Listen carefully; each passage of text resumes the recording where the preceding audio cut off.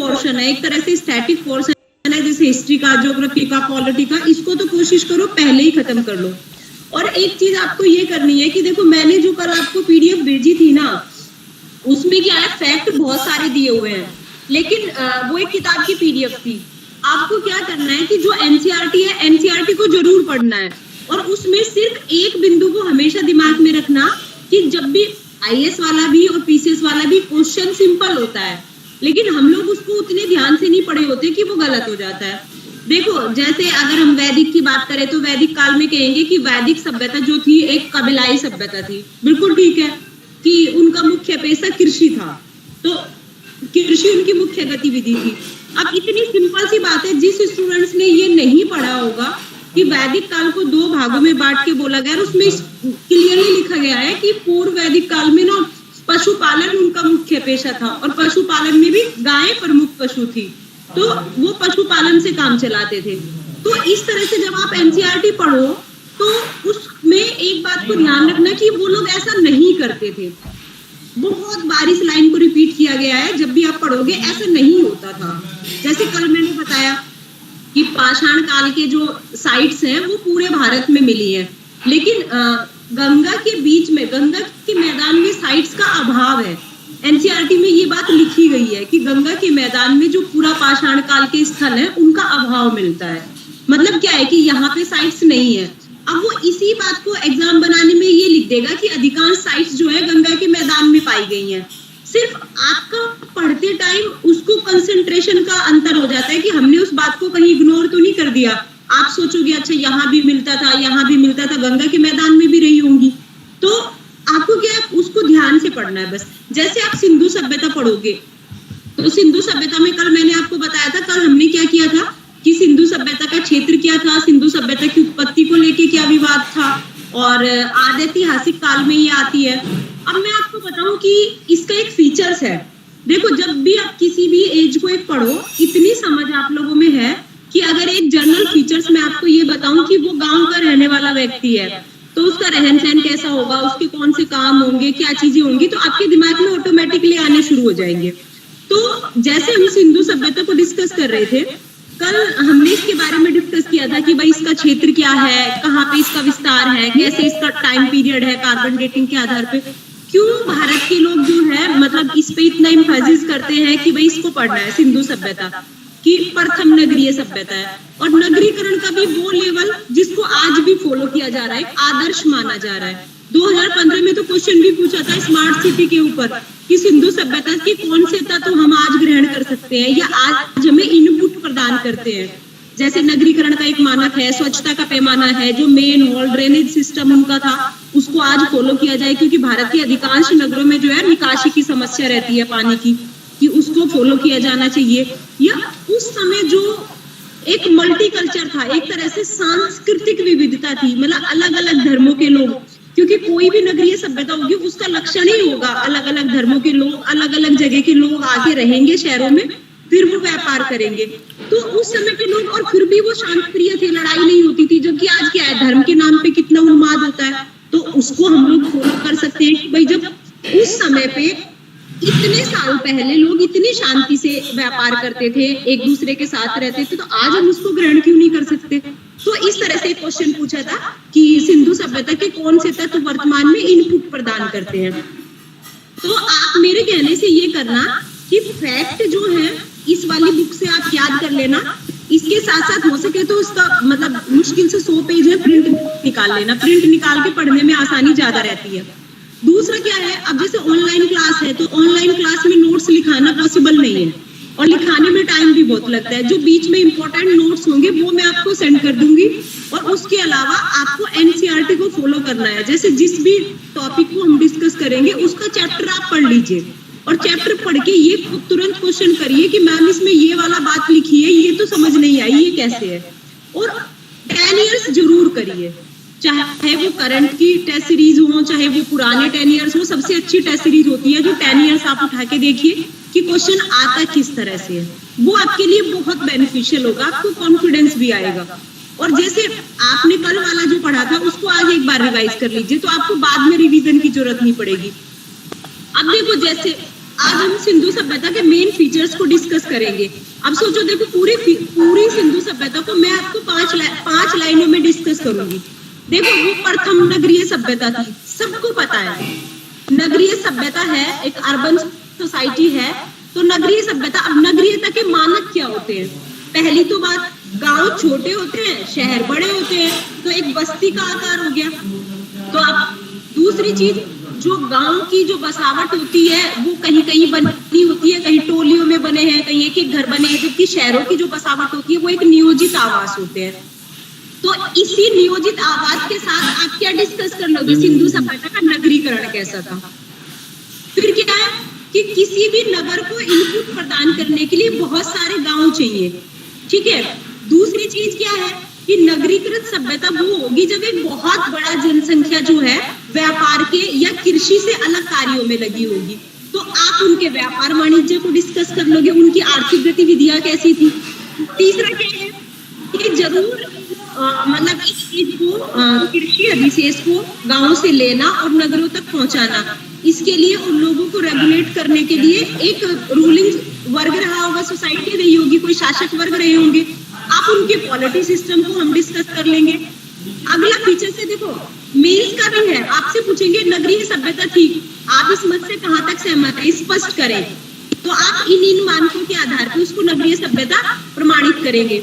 दूसरा क्या है, लिपि का प्रयोग, मतलब शहरों की जो गतिविधियां होती हैं, व्यापार होता है, वाणिज्य होता है, उसके लिए एक लिपि होनी चाहिए। लेन देन में चीजों का लिख के मतलब उनका प्रमाण रखा जाए, तो उसके लिए उसकी आप लिपि को देख लोगे। फिर क्या है, शहरी सभ्यता का एक प्रमुख तत्व होता है कल्चर, कॉम्प्लेक्स कल्चर, मतलब जटिल समाज। जैसे उसमें आप उसके समाज को देखोगे कि समाज उस समय की कला संस्कृति को आप देखोगे, उनकी तकनीकी दक्षता को आप देखोगे। तो इन्हीं 8-10 फीचर्स में हम सिंधु सभ्यता को पूरा देख लेंगे। अब आपका कल मैंने इनसे नगरीकरण आप लोगों से डिस्कस किया था कि उन लोगों ने सिंधु सभ्यता के नगर कैसे बनाए थे। तो नगर को सामान्यतः क्या होता था, 2 भागों में बांटते थे, एक पश्चिमी एक पूर्वी। आप कभी भी देखना, मतलब ऐसा मतलब संयोगवश भी हो सकता है कि जो पश्चिमी हिस्सा होता है वो ज्यादा डेवलप मिला है, चाहे वो भारत का पश्चिमी हिस्सा हो, चाहे वो विश्व का पश्चिमी हिस्सा हो, वो ज्यादा डेवलप मिला है बजाय पूर्वी के। अब ऐसा क्यों है, ये ज्योग्राफी का पॉइंट है, इसमें मैं नहीं जाऊंगी। मैं सिर्फ आपको याद रखने के पॉइंट से बता रही हूँ कि जो भी स्थल मिले हैं वो कैसे मिले हैं। एक पहाड़ी पे लोग होते थे, 2 भागों में बटा होता था। पूर्वी पश्चिमी जो हिस्सा होता था वो ऊंचाई पे होता था, मतलब महत्वपूर्ण लोग वहां पे रहते थे। ऐसा हम लोगों ने मान लिया कि जो मेन जो उनके सार्वजनिक भवन है, जैसे हमारे सार्वजनिक भवन, संसद हो गई, न्यायपालिका हो गई, ये इस तरह के जो भवन है वो उस पे मिले हैं। चाहे वो स्नानागार हो, चाहे वो अन्नागार हो, चाहे वो सभा भवन हो, वो उस टीले पे मिले हैं, ठीक है। उसकी बाउंड्री कर दी। फिर दूसरा, नीचे की साइड पे आबादी का शहर मिला है, पूर्वी जो दुर्ग है उसको टीला, पश्चिमी भाग जो थे उसको दुर्ग बोला गया और पूर्वी भाग को टीला बोला गया। टीले में क्या है, आबादी रहती थी। अब आबादी के नगरों की बसावट कैसे थी, ज्यादा लोग रहते थे, तो घर इस तरह से बने थे कि सड़कें एक दूसरे को समकोण पे काटती थी। अब समकोण पे काटती थी, उसमें घर बनाए गए। अब घरों के भी जो मुख्य दरवाजे होते थे वो मेन सड़क पे ना खुल के पिछली गलियों में खुलते थे। दूसरा क्या था, उसमें भी जैसे आप घर में घुसोगे तो सारे घरों में एक ही पैमाना है, पहले घुसोगे। मैम आपकी आवाज कम आ रही है।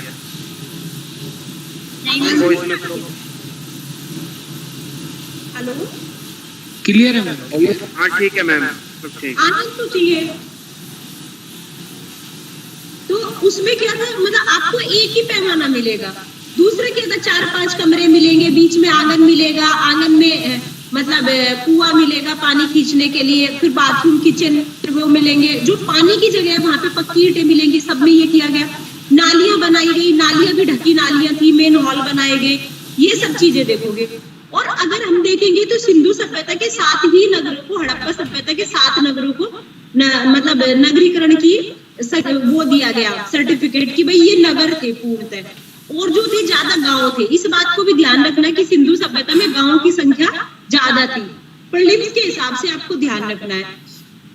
दूसरा क्या है, एक काम मैं और करूंगी, जैसे आप एनसीईआरटी पढ़ोगे तो मेरे पास ना एनसीईआरटी के कुछ क्वेश्चंस हैं, तो वो मैं एनसीईआरटी के क्वेश्चन आपको डिस्कस कर दूंगी। जैसे 10 इयर्स में आपको पुराने क्वेश्चंस मिल जाएंगे, लेकिन कुछ एक पता नहीं कौन सी कोचिंग के थे कि उन्होंने एनसीईआरटी के क्वेश्चंस बनाए हुए थे, तो उसमें से एनसीईआरटी से क्या क्वेश्चन बन सकता है वो मैं आप लोगों को शेयर कर दूंगी। जैसे सिंधु सभ्यता के हैं तो सिंधु सभ्यता के क्वेश्चन पीडीएफ में भेज दूंगी। अब आता है 7 नगर।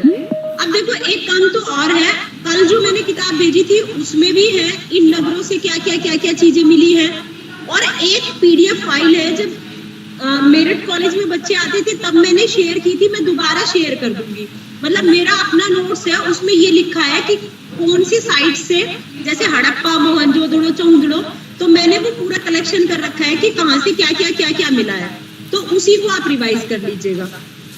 मेनली तो मतलब जैसे हड़प्पा है, मोहनजोदड़ो है, धोलावीरा है, आपका राखीगढ़ी है, लोथल है, चौंदड़ो है, इन्हीं को आपको देखना है। तो ये किस नदी के किनारे है, किसने खोज की थी, कहाँ से क्या साइट्स मिली है, इनको आप याद कर लीजिएगा, क्योंकि इसमें बताने वाली कोई बात नहीं है। अगर आप कहें तो मैं बोल देती हूँ, नहीं तो मैं वो फाइल आपको भेज दूंगी, आप उसमें से खुद ही याद कर लेना कि कौन सा किस नदी के किनारे है, किसने खोज की है, कहाँ से क्या मिला है। ठीक है। एक इम्पोर्टेंट बात आपको ये है कि जैसे हम देखते हैं स्नानागार, लेकिन सिंधु सभ्यता की सबसे बड़ी जो इमारत थी वो अन्नागार था। मतलब मोहनजोदड़ो से एक अन्नागार मिला था जो स्नानागार से कई गुना बड़ा था। आप जब एनसीईआरटी पढ़ोगे तो उसमें दिया हुआ है कि ये जो अन्नागार है ये सिंधु सभ्यता के मोहनजोदड़ो की सबसे बड़ी इमारत है, तो आपको इन चीज को देखना है। अब देखो हम डिस्कस करते हैं, हमने बस्ती का आकार देखा था, नियोजित उनके आवास देखे थे, अब हम देखते हैं आपका राजनीतिक संगठन। मतलब उनका एक सक्षम शासक वर्ग था, तो वो कैसा था। अब देखो 20 लाख वर्ग किलोमीटर में एक जनसंख्या है, एक सभ्यता 600 वर्षों तक कायम रही, इतने सारे साइट्स है, कुछ नगर है, कुछ गांव है, तो डाइवर्सिफिकेशन बहुत ज्यादा है, डाइवर्सिटी बहुत है, मतलब व्यापकता भी है और डेवलपमेंट भी है। तो उसको देख के जो पुरातत्वविद थे उन्होंने सोचा कि जरूर कोई ना कोई सेंट्रल गवर्नमेंट तो रही होगी। मतलब इतना जो मानक मिला है, एकीकरण जो मिला है नगरीकरण का, तो जरूर कोई सेंट्रल गवर्नमेंट रही होगी। अब इसमें क्या था, कुछ लोगों ने माना कि मतलब इतना बड़ा साम्राज्य था तो एक समान शासन व्यवस्था कैसे हुई होगी, मतलब कैसे पॉसिबल हुई होगी कि इतने बड़े एरिया में एक राजा रहा हो उस समय। तो उन्होंने कहा नहीं, एक राजा की जरूरत नहीं है, जो राजधानी क्षेत्र थे वहां से शासन चलाया जाता था। जैसे आपका सिंध क्षेत्र का जो शासन है वो मोहनजोदड़ो से चला लेंगे, पंजाब में हड़प्पा से चला लेंगे, गुजरात में लोथल से चला लेंगे, राजस्थान में कालीबंगा से चला लेंगे। कुछ लोगों ने कहा कि राजधानी क्षेत्रों से शासन चलाया जाता होगा। अब दूसरी तरफ लेकिन होता कैसे था ये किसी को भी नहीं मालूम। अब मैं आपको बताऊं, एक थे A.L. बाशम, इनकी किताब भी आती है अद्भुत भारत करके, तो इन्होंने एंशिएंट हिस्ट्री पे काम किया। इन्होंने बताया कि यहाँ पे जो ना पुरोहित लोग शासन करते थे, क्योंकि सिंधु सभ्यता में धर्म तत्व की इतनी प्रमुखता है, तो यहाँ पुरोहित लोग शासन करते थे। अब लोगों ने मान लिया, लेकिन जैसे ही उस पर और रिसर्च हुआ तो ये कहा कि देखो मिस्र और मेसोपोटामिया में पुरोहित लोग काम करते थे, ठीक है, लेकिन मिस्र और मेसोपोटामिया की तरह यहाँ मंदिर नहीं है, तो यहाँ पुरोहितों का शासन हम कैसे माने। पुरोहितों की मूर्तियां भी नहीं है, पुरोहितों के मंदिर भी नहीं है, और मतलब ऐसे में हम पुरोहितों का शासन नहीं मान सकते। दूसरी तरफ जो R.S. शर्मा है, R.S. शर्मा कहते हैं कि सिंधु सभ्यता में ना मतलब व्यापार वाणिज्य था, नगरीकरण था, नगरीकरण का तत्व इतना ज्यादा था, व्यापार वाणिज्य था, तो व्यापारी वर्ग शासन करता होगा। अब इन्होंने अपना तर्क दिया, इन्होंने कहा कि सिर्फ व्यापारी वर्ग तो अपने फायदे की सोचेगा, व्यापारी वर्ग जो है आम जन समाज के लिए इतना कार्य नहीं करेगा उनके विकास के लिए। फिर ये कहा कि भाई रजवाड़े रहे होंगे या राज्य रहे होंगे तो उनमें अलग अलग की अलग अलग राजधानी, अपनी राजधानियों से शासन किया जाता होगा। तो ऐसे में क्या थे, जो हंटर मौर्य थे, ब्रिटिश इतिहासकारी थे, उन्होंने कहा कि जनतांत्रिक पद्धति हो सकती है कि अलग अलग जगह पे अलग अलग राजा को चुना जाता और वो शासन करता हो। ऐसे ही लोगों ने अलग अलग अपने विचार दिए, लेकिन सब लोगों ने ये माना कि चाहे शासन का स्वरूप जो भी रहा हो, लेकिन ज्यादातर शहरों में एक ही मानक को फॉलो किया गया है और धर्म का तत्व उसमें प्रमुख था, मतलब धर्म को उन्होंने महत्वता दी है। अब ये कहते हैं कि चाहे सत्ता का स्रोत कोई भी हो, लेकिन प्रमुख जो था वो धर्म को ही माना, क्योंकि ये कहा कि सभी जगह के लोग जो थे उसी तरह से शासन चलाते थे, जैसे एक तरह के लोग एक जगह का शासन होता था ऐसे ही दूसरी तरह का, क्योंकि सब जगह पैमाना बनाने का ढंग, लोगों का काम करने का तरीका एक ही था। अब फिर ये कहते हैं कि क्षत्रियों का शासन रहा होगा, तो कह रहे क्षत्रियों का कैसे, अस्त्र शस्त्र हथियार तो मिले नहीं, तो कैसे माने कि क्षत्रियों का शासक है। तो कहते हैं कि वाणिज्य प्रधान है तो वणिक वर्ग रहा होगा। तो ऐसे में अलग अलग मतलब पुरातत्वविदों ने अलग अलग बताया कि इनका शासन कैसे था, लेकिन कोई भी ये क्लियर नहीं, जब तक लिपि नहीं पढ़ी जाती तब तक ये हमें जानकारी नहीं हो पाएगी कि इनका शासन कैसा था। अब फिर आती है हड़प्पाई समाज की हम बात करें। अब समाज की देखो, एक जटिल कॉम्प्लेक्स सोसाइटी होगी। मैंने आपको बताया था कि किसी भी नगरीकरण का जो समाज होता है वो बहुत जटिल होता है। जटिल मतलब जैसे देखो, जैसे दिल्ली को हम लेंगे, दिल्ली में बिहार के लोग भी आ गए, यूपी के भी आ गए, केरला के भी आ गए, तो अलग अलग जगह से लोग आए, सेटल हुए। लोगों ने एक बढ़ई वर्ग है, एक लोहार वर्ग है, एक व्यापारी वर्ग है, एक सुनार वर्ग है, एक कपड़े वाला वर्ग है। तो सबके अलग अलग धर्मों के लोग हैं, अलग अलग जगह के लोग हैं, तो उनकी सांस्कृतिक विविधता है। और ऐसी सांस्कृतिक विविधता जो है वो नगरीकरण के अनुकूल होती है। मतलब विभिन्न सामाजिक समूह के लोग रहते हैं, एक शासक वर्ग रहता है उनको कंट्रोल करने के लिए। मतलब जब सभ्यता में डेवलपमेंट होगा, सभ्यता में विकास होगा, आर्थिक विकास होगा, तो वहां पे समाज का विभाजन होना तय है। समाज के विभाजन का मतलब है कि अलग अलग व्यक्ति अलग अलग काम जरूर करेगा। जैसे देखो सिंधु सभ्यता में भी समाज का विभाजन था। प्रशासनिक कार्यों के लिए कोई शासक वर्ग होगा, शिल्पी कारीगर का समूह अलग है, व्यापारियों का समूह अलग है, लेखन कला करने वाले लोग अलग हैं, निर्माण कार्य के लिए श्रमिक लोग अलग हैं, खेती कार्य करने वाले लोग अलग हैं। अब जब हम समाज देखेंगे तो समाज में ये देखेंगे, इसमें ये कहा गया, देखो एक बिंदु आता है कि सिंधु सभ्यता में मर्ण मूर्तियों की संख्या बहुत ज्यादा मिली, तो इसलिए कह दिया गया कि स्त्रियों की मूर्तियों की प्रधानता है, तो जरूर समाज मात्र सत्तात्मक रहा होगा। लेकिन मैं आपको बताऊं, इस समय का जो समाज था परिवार ही मुख्य इकाई थी। लेकिन आप ये देखना कि मर्ण मूर्तियों की संख्या मिली है, लेकिन एनसीईआरटी में क्लियर ये कहा गया है कि उत्तराधिकार की कोई साक्ष्य नहीं है। तो ऐसे में हम सिंधु सभ्यता के समाज को मात्र सत्तात्मक समाज नहीं कह सकते। समाज में स्त्री तत्वों की प्रधानता थी, लेकिन मात्र सत्तात्मक समाज आप नहीं कह सकते। ना तो शासक वर्ग के साक्ष्य मिले हैं, ना ही उत्तराधिकार के साक्ष्य मिले हैं। हालांकि पुरुषों की मिट्टियों की मूर्तियों की तुलना में स्त्रियों की मिट्टियों की मूर्तियां ज्यादा मिली है। लेकिन ये कहते हैं जो लोथल से, कालीबंगा से जो युग्म समाधियां मिली है, ऐसा भी तो हो सकता है सती किए जाते हो, सती प्रथा हो। तो एक तरफ तो आप कह रहे हैं मात्र सत्तात्मक समाज है, दूसरी तरफ कह रहे हैं नहीं सती स्त्रियों को किया जा रहा है। तो आप ये तो नहीं कहेंगे कि सिंधु सभ्यता का समाज मात्र सत्तात्मक था। हाँ, हमेशा लिखने में और पढ़ने में इस चीज को ध्यान करिएगा कि समाज में पुरुष मर्ण मूर्तियों की तुलना में स्त्री की मर्ण मूर्तियों की संख्या ज्यादा है, लेकिन उत्तराधिकार के नियम की कोई जानकारी नहीं है। तो ऐसे में हम नहीं कहेंगे कि समाज जो था वो मात्र सत्तात्मक था।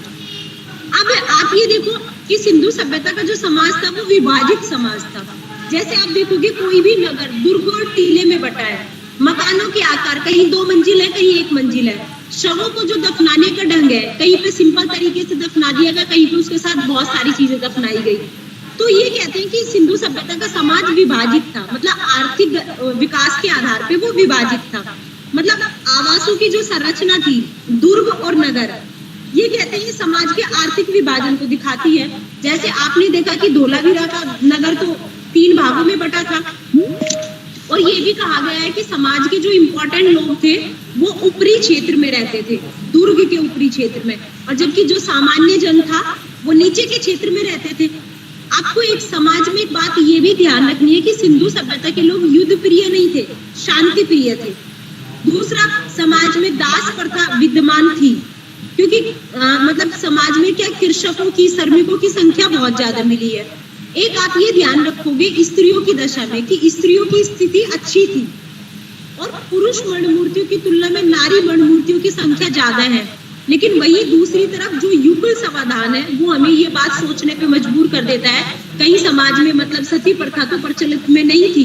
तो ऐसे में आप एक चीज का ध्यान रखेंगे कि जब तक सिंधु सभ्यता की लिपि को नहीं पढ़ लिया जाता, तब तक किसी भी चीज को कहना बहुत सही नहीं होगा। हाँ, दोनों लोग आभूषण पहनते थे।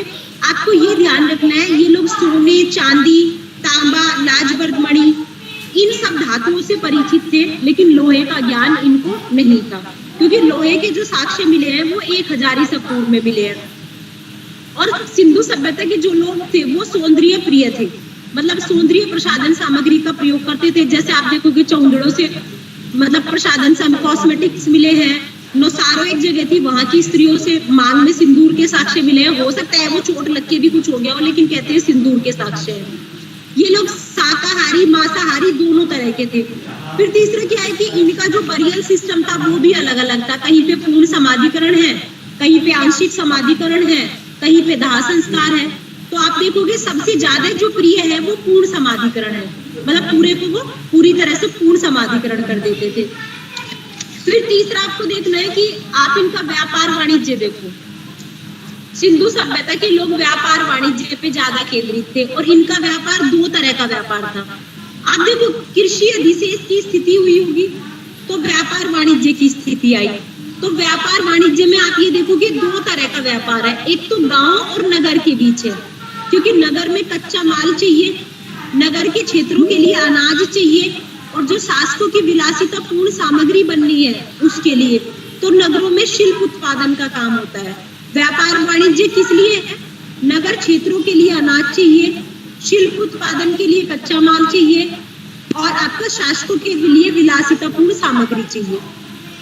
अब ऐसे में क्या हुआ, इनको जो सामान अपने क्षेत्रों से मिला वो इन्होंने आंतरिक व्यापार किया, और दूसरा इन्होंने बाह्य व्यापार किया। जो माल इनको, जो चीजों की आपूर्ति इनकी अपने क्षेत्रों से नहीं हो पाई, उनकी आपूर्ति इन्होंने बाहर से की।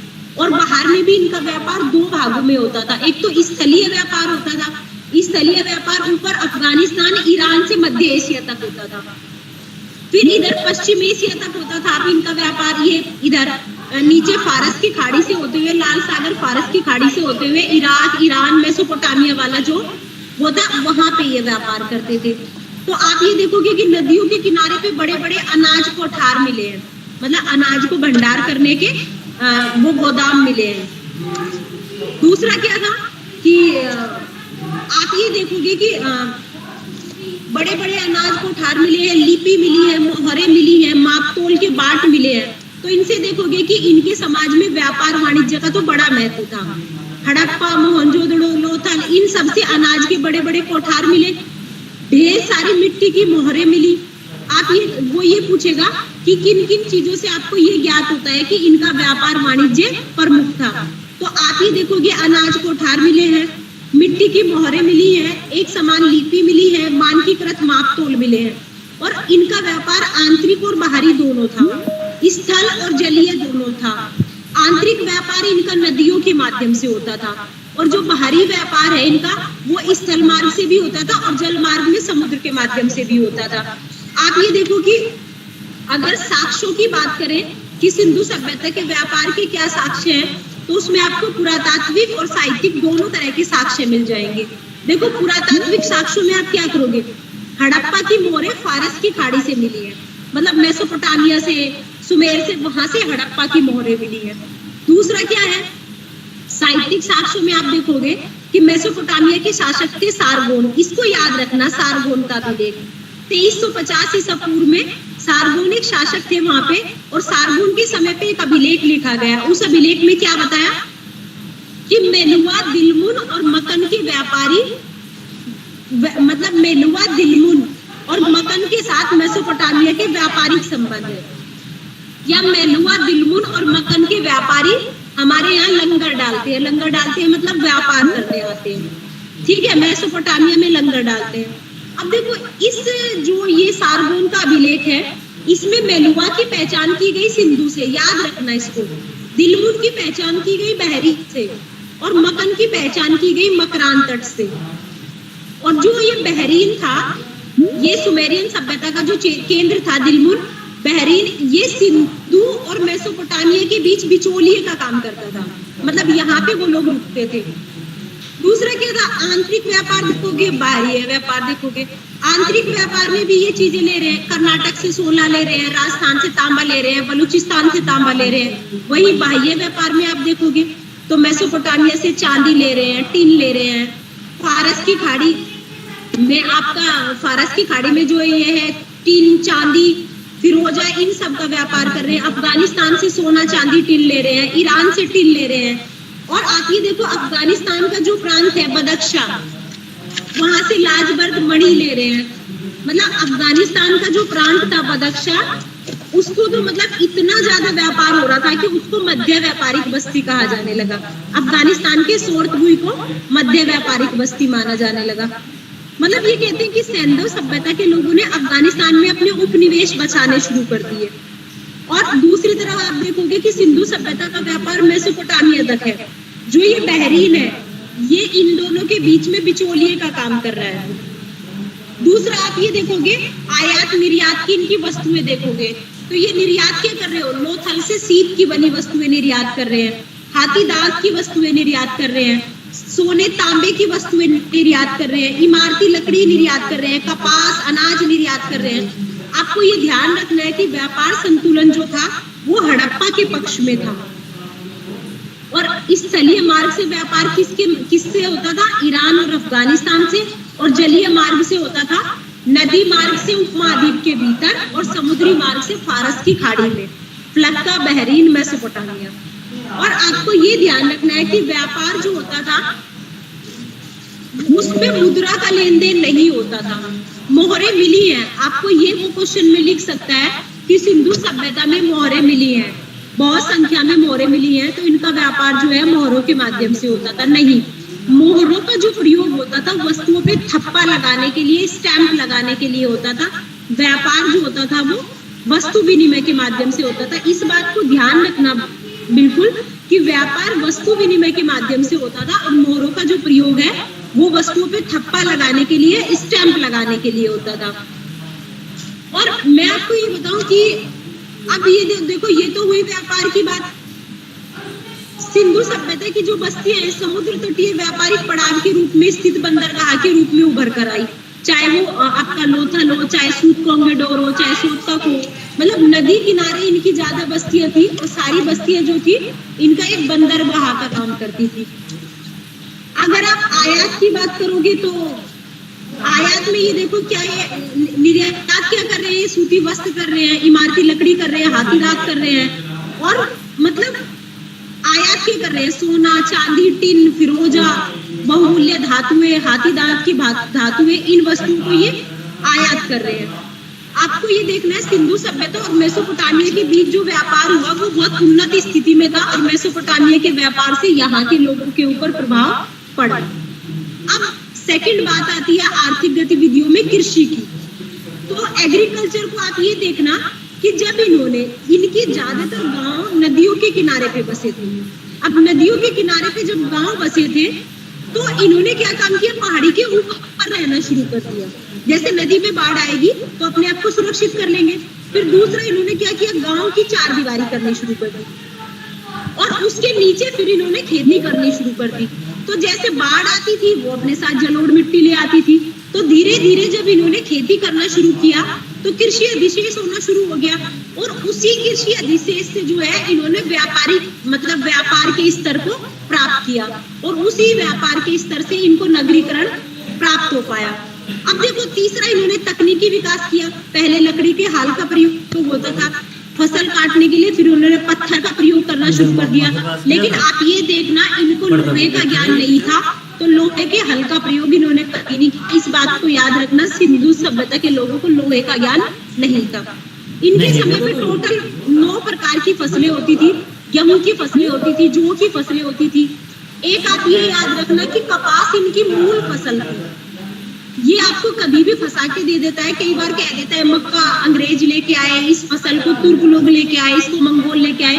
तो कपास भारत की मूल फसल है, क्योंकि ये सिंधु सभ्यता के समय से हो रही है।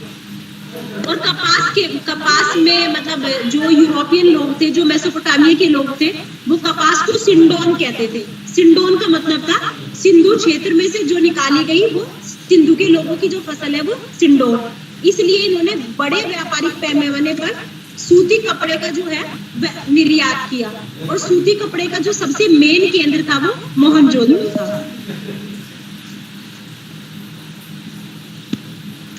अब बात आती है पशुपालन की। एक चीज आप यह याद रखना, जैसे मोहनजोदड़ो से इन्होंने सूती वस्त्र की या कपास की खेती की, इसी तरह से इन्होंने बनावली से जौ की खेती की, लोथल से चावल के अवशेष मिले हैं, गुजरात में रंगपुर से ही धान की खेती के अवशेष मिले हैं। तो मतलब यहाँ का जो प्रमुख खाद्यान्न है वो गेहूं और जौ था। और मोहनजोदड़ो से जो कपास के साक्ष्य सबसे ज्यादा मिले हैं, सूती वस्त्रों के साक्ष्य। अब पशुपालन की बात करें तो बैल है, गाय है, बकरी है, भेड़, सुअर है। इतनी चीजें तो आपको याद नहीं रहेंगी, लेकिन बस ये याद रखना कि जो कुबड़ वाला सांड था इनका, वो इनका सबसे ज्यादा प्रिय था। और इनको घोड़े की जानकारी तो थी, लेकिन घोड़े का प्रयोग ये कैसे करते थे उसके साक्ष्य आज तक नहीं मिल पाए। एक बार प्रीलिम्स में क्वेश्चन पूछा था कि ये तो है घोड़े की हड्डियां मिली है, इनको घोड़े का ज्ञान था। अब देखो, घोड़े का ज्ञान था नहीं था ये कंट्रोवर्शियल इशू है, लेकिन एनसीईआरटी में ये लिखा गया है कि मतलब गुजरात के सूरकोटड़ा से, लोथल से, रानागुंडाई से, मोहनजोदड़ो से घोड़े की हड्डियां मिली है, घोड़े के दांत भी मिले हैं, लेकिन सिंधु सभ्यता अश्व केंद्रित नहीं थी। मतलब उन्होंने ये बताया गया कि ये लोग घोड़े का प्रयोग अपने काम में नहीं करते थे, इसकी जानकारी नहीं है। तो इस तरह से बहुत सारे बच्चों का वो क्वेश्चन गलत हो गया था कि जब हड्डियां मिली हैं तो जानकारी तो रही होगी। हाँ, हड्डियां मिली है, लेकिन वो कहाँ से मिली है, क्यों मिली है, इसकी जानकारी नहीं है। इसलिए मैं आप लोगों से बार बार कहूंगी कि आप एनसीईआरटी को जरूर रीड करें, क्योंकि क्वेश्चन वहीं से बनता है और किसी किताब को उठा के आप क्लेम नहीं कर सकते। लेकिन एनसीईआरटी को, सरकारी किताबों को उठा के आप क्लेम कर सकते हो कि इस किताब में ये दिया हुआ है। इसी प्रकार एक तो आपको ये याद रखना है कि घोड़ा इनका पालतू पशु नहीं था, ऊंट इनका पालतू पशु नहीं था, और गाय इनका पालतू पशु नहीं था। आपको सारे पशु याद रखने की जरूरत नहीं है किस किस का पशु पालन करते थे। आपको याद रखना है कि घोड़ा पालतू नहीं था, ऊंट पालतू नहीं था, गाय पालतू नहीं थी। जबकि घोड़े के साक्ष्य भी मिले हैं, ऊंट के साक्ष्य भी मिले हैं, लेकिन किसी भी मुद्रा पे, इनकी मोहरों पर ना तो घोड़े के साक्ष्य है, ना ऊंट के साक्ष्य है, ना उसपे गाय के साक्ष्य है। गाय की जानकारी इनको नहीं थी। फिर क्या है, एक आपको याद रखना है, गुजरात के लोग हाथी पालते थे, हाथी की जानकारी थी, शेर की जानकारी नहीं थी। उसमें लिखा हुआ है कि शेर की जानकारी नहीं थी। स्पेशली लिखा है कि गुजरात के लोग हाथी पालते थे और चावल उपजाते थे, तो हाथी की जानकारी तो थी। अब आती है शिल्प उद्योग की बात कि भाई इनका सबसे महत्वपूर्ण उद्योग कौन सा था। तो सबसे इम्पोर्टेंट, जैसे आप व्यापार में जाएंगे तो सबसे प्रमुख गतिविधि है व्यापार, और बड़ी जनसंख्या क्या कर रही है, कृषि। दूसरा क्या है, सबसे प्रमुख उद्योग क्या है, वस्त्र उद्योग। मोहनजोदड़ो से क्या है, सूती कपड़े के, सूती धागे के साक्ष्य मिले। लोथल से जो सामान मिले हैं उनपे सूती कपड़ों की छाप मिली है। कालीबंगा से भी सूती कपड़ों के साक्ष्य मिले। आपको ये ध्यान रखना है, इनका प्रमुख जो इंडस्ट्री थी, जो उद्योग था, वो सूती वस्त्र उद्योग था। दूसरा क्या था, सिंधु सभ्यता कांस्य युगीन थी। वे कांसे के निर्माण के प्रयोग से परिचित थे, मतलब तांबे को और टीन को मिला के कांसा बनाते थे। तांबा कहाँ से आता था, राजस्थान में खेतड़ी की खानों से, और टीन कहाँ से आता था, अफगानिस्तान से। लेकिन आपको ये भी याद रखना है, जो कांसे के औजार मिले हैं उनमें मतलब टिन की मात्रा कम है, क्योंकि टिन बाहर से मंगाया जाता था। इसलिए इनके ज्यादा औजार जो है वो तांबे के बने हैं, कांसे के बने हैं, मजबूती दी है, लेकिन उनकी वो क्वालिटी नहीं है जो मेसोपोटामिया में थी। दूसरा क्या है, यहाँ पे एक आपको कसेरो समुदाय मिलेगा। कसेरा समुदाय मतलब कुम्हार का चाक। मर्द भांड खूब मिले हैं, मिट्टी के बर्तन खूब मिले हैं, मिट्टी की मूर्तियां खूब मिली है। और मर्द भांडों की आपको एक विशेषता रखनी है कि अंदर से काले होते थे, उसको पर लाल रंग से पॉलिश करते थे। लाल काले मर्द भांड इनके थे, चमकीले थे। अब क्या है, एक आपको ये याद रखना है कि सभ्यता का मूल आधार कृषि और व्यापार था। दूसरा क्या था, एनसीईआरटी में बिल्कुल एग्जैक्टली दिया है, सभ्यता का जो मूल आधार था कृषि और व्यापार था। और पुरातत्वविद मानते हैं कि सिंधु सभ्यता के लोग शांत प्रिय लोग थे, आक्रमणकारी नहीं थे, लेकिन वे अपनी सुरक्षा के प्रति सजग थे। इसलिए उन्होंने नगरों को बड़ी बड़ी दीवारों से घेरा। उनके युद्ध के उपकरण नहीं मिले, और उपकरण जो है कांसे के बजाय तांबे के ज्यादा उपकरण मिले हैं। तो आपको ये भी ध्यान रखना है कि कि सिंधु सभ्यता एक कांस्य युगीन सभ्यता थी, इन्होंने कांस्य का उपयोग सीख लिया था, लेकिन सिंधु सभ्यता के जो उपकरण है वो तांबे के ज्यादा थे। इस बात को भी ध्यान से रखना, जितनी जितनी चीजों को मैं पॉइंट कर रही हूँ तो मतलब वो इम्पोर्टेंट है। अब देखो सिंधु सभ्यता की समाज को देखा, संस्कृति को देखा। अब आप ये देखो सिंधु सभ्यता में धर्म, सिंधु सभ्यता में धर्म की बहुत बड़ी भूमिका थी। अब आप ये देखो धर्म का स्वरूप कैसे है। देखो बहुत अलग अलग तरह के लोग हैं, तो धर्म के स्वरूप में व्यापकता है, मतलब सर्वधर्म समभाव है। धार्मिक मनोभाव, रीति रिवाज सब में व्यापकता है, मतलब सब लोग एक दूसरे से मिलजुल के रह रहे हैं। देखो पहला फीचर बहुदेववाद, प्रीलिम्स के क्वेश्चन भी यही से बनते हैं। सिंधु सभ्यता में धर्म का तत्व प्रमुख था, उन्होंने बहुदेववाद को अपनाया। देखो जाहिर सी बात है, बिल्कुल बहुदेववाद को अपनाया। अग्नि पूजा, वृक्ष पूजा, जल पूजा, पृथ्वी पूजा, सूर्य पूजा, प्रजनन शक्ति की पूजा, प्रकृति पूजा, वृक्ष पूजा, सब चीजें बहुदेववाद है। दूसरा क्या है, इन्होंने जो पूजा की वो मानव के रूप में भी की, पशु के रूप में भी की, पौधे के रूप में भी की, पक्षी के रूप में भी की। जो इनके देवता थे वो भी बहुदेववाद थे। मानव के भी चित्र मिले हैं, पशुओं के भी मिले हैं, पौधों के भी मिले हैं, पक्षियों के भी मिले हैं। तीसरा क्या है, इनके धर्म में स्त्री तत्वों की प्रधानता है, मतलब पुरुष देवताओं की तुलना में स्त्रियों का महत्व अधिक है, और स्त्रियों में भी कुंवारी कन्याओं की ज्यादा मूर्तियां मिली हैं, तो उनकी पूजा ज्यादा होती थी। फिर क्या था, धर्म के द्वारा उत्पादन को भी प्रोत्साहन दिया जाता था अप्रत्यक्ष रूप से। जैसे प्रजनन शक्ति की ये पूजा करते थे, यज्ञ की पूजा करते थे, सर्प की पूजा करते थे, और इन लोगों को क्या है कि उत्पादन से जोड़ के देखा जाता है।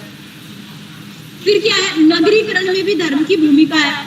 फेयर सर्विस कहते हैं कि देखो हवन कुंड बना, उत्पादक शक्ति बनी, अधिशेष संग्रह हुआ, एक सक्षम शासक वर्ग ने, पुरोहितों ने वो चीजें जो है शहरों में इकट्ठी करनी शुरू की। तो इसमें क्या है, नगरीकरण में भी धर्म की भूमिका है। वहीं गार्डन चाइल्ड कहते हैं नहीं, नगरीकरण में तकनीकी की भूमिका है। एक कंट्रोवर्सी आ जाती है यहाँ पे, लेकिन आपको क्या ध्यान रखना है, इनका धर्म व्यापक स्वरूप है, बहुदेववाद है, स्त्री तत्वों की प्रधानता है, और इनके जो देवता है मानव, पशु, पौधे, पक्षी सबके रूप में है। धर्म के द्वारा उत्पादन को प्रोत्साहन दिया गया, स्त्री का संबंध भी उत्पादन से जोड़ा गया। दूसरा था इसमें एक आप ये देखोगे जो तकनीकी विकास, आप ये देखोगे कि ये सभ्यता नगरीय थी कि नहीं। गार्डन चाइल्ड कहते हैं कि नगरीकरण में तकनीकी की भूमिका है। कैसे, शिल्पों की जो विविधता मिली है वो तकनीकी विकास को दिखाती है। दूसरा मापन पद्धति मिली है, स्केल मिले हैं एक पैमाने के, इनको अंकमाला का ज्ञान था, तभी तो इनके जो पार्ट हैं वो 16 के गुणज मिले, 16 के मल्टीपल में मिले, 16 के, तो मतलब क्या है, इनको अंक ज्ञान था। तीसरा क्या, दशमलव प्रणाली प्रयोग करते थे। ईंटों का जो आकार है वो भी एक मानक है, ज्यामितीय पद्धति थी, मतलब 5, 3, 2 का इनका ईंटों का अनुपात था, 4, 2, 1 का। ग्रह नक्षत्रों का भी प्रयोग है, कांसे का प्रयोग किया, टेक्निक से मूर्तियां बनाते थे। तो मतलब क्या है, पक्की ईंटों का प्रयोग किया कि ये तकनीकी रूप से दक्ष थे। अब आता है एक आपका, एक चीज को आप देखोगे, देखो इनकी जो सांस्कृतिक विविधता है इसको बड़े ध्यान से देखना। सांस्कृतिक विविधता, जैसे आप स्थापत्य कला आपसे पूछ लेगा, तो स्थापत्य कला में आप इनकी नगर निर्माण योजना को ध्यान से पढ़ोगे। दूसरा क्या है, इन्होंने ज्यादातर भवनों में पकी हुई ईंटों का प्रयोग किया, सौंदर्य के बजाय उपयोगिता पर बल दिया। मन का इनके समय के जो भवन थे उनकी सुंदरता पे बल न देके उनकी उपयोगिता पे बल दिया गया। दूसरा क्या था, भवन निर्माण के लिए गीली मिट्टी के साथ साथ उसमें जिप्सम और डोमर का प्रयोग किया गया, मतलब उसको मजबूती प्रदान करने के लिए जिप्सम और डोमर का प्रयोग किया। स्नानागार बनाए, अन्नागार बनाए, सभा भवन बनाए, बहुमंजिला इमारतें बनाई, मतलब स्थापत्य कला में आप इन चीज को देखोगे। अब आती है इनकी कला, इनकी कलाकृतियां क्या थी। देखो कला में आपको ये देखना है, तो इन्होंने मूर्तियां बनाई। मूर्तियां इन्होंने तीनों को ध्यान से सुनना, 3 तरह से मूर्तियां बनाई। एक तो धातु से बनाई, धातु में किससे, तांबे की भी बनाई, कांसे की भी बनाई, पत्थर की बनाई, प्रस्तर मूर्तियां हैं। तीसरा इनकी मर्ण मूर्तियां हैं जो मिट्टी की बनी है।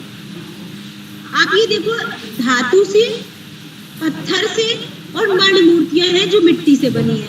तो कला में आप इनकी मूर्तियों को देखो, अगर मूर्तियों में एक चीज याद रखना, सबसे पहले देखो हम प्रस्तर मूर्ति की बात करते हैं, तो मोहनजोदड़ो से तो लगभग 1 दर्जन और हड़प्पा से 3 प्रस्तर मूर्तियां मिली हैं।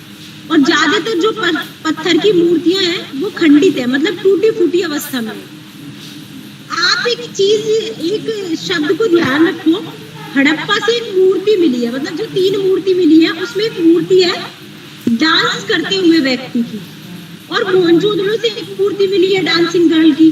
तो आपको याद रखना है कि जो हड़प्पा से मूर्ति मिली है, डांसिंग मैन है, वो व्यक्ति है, वो पत्थर की है, ठीक है। और क्या है कि मतलब एक पैर ऊपर नीचे करके और दोनों हाथ हवा में करके वो डांस कर रहा है।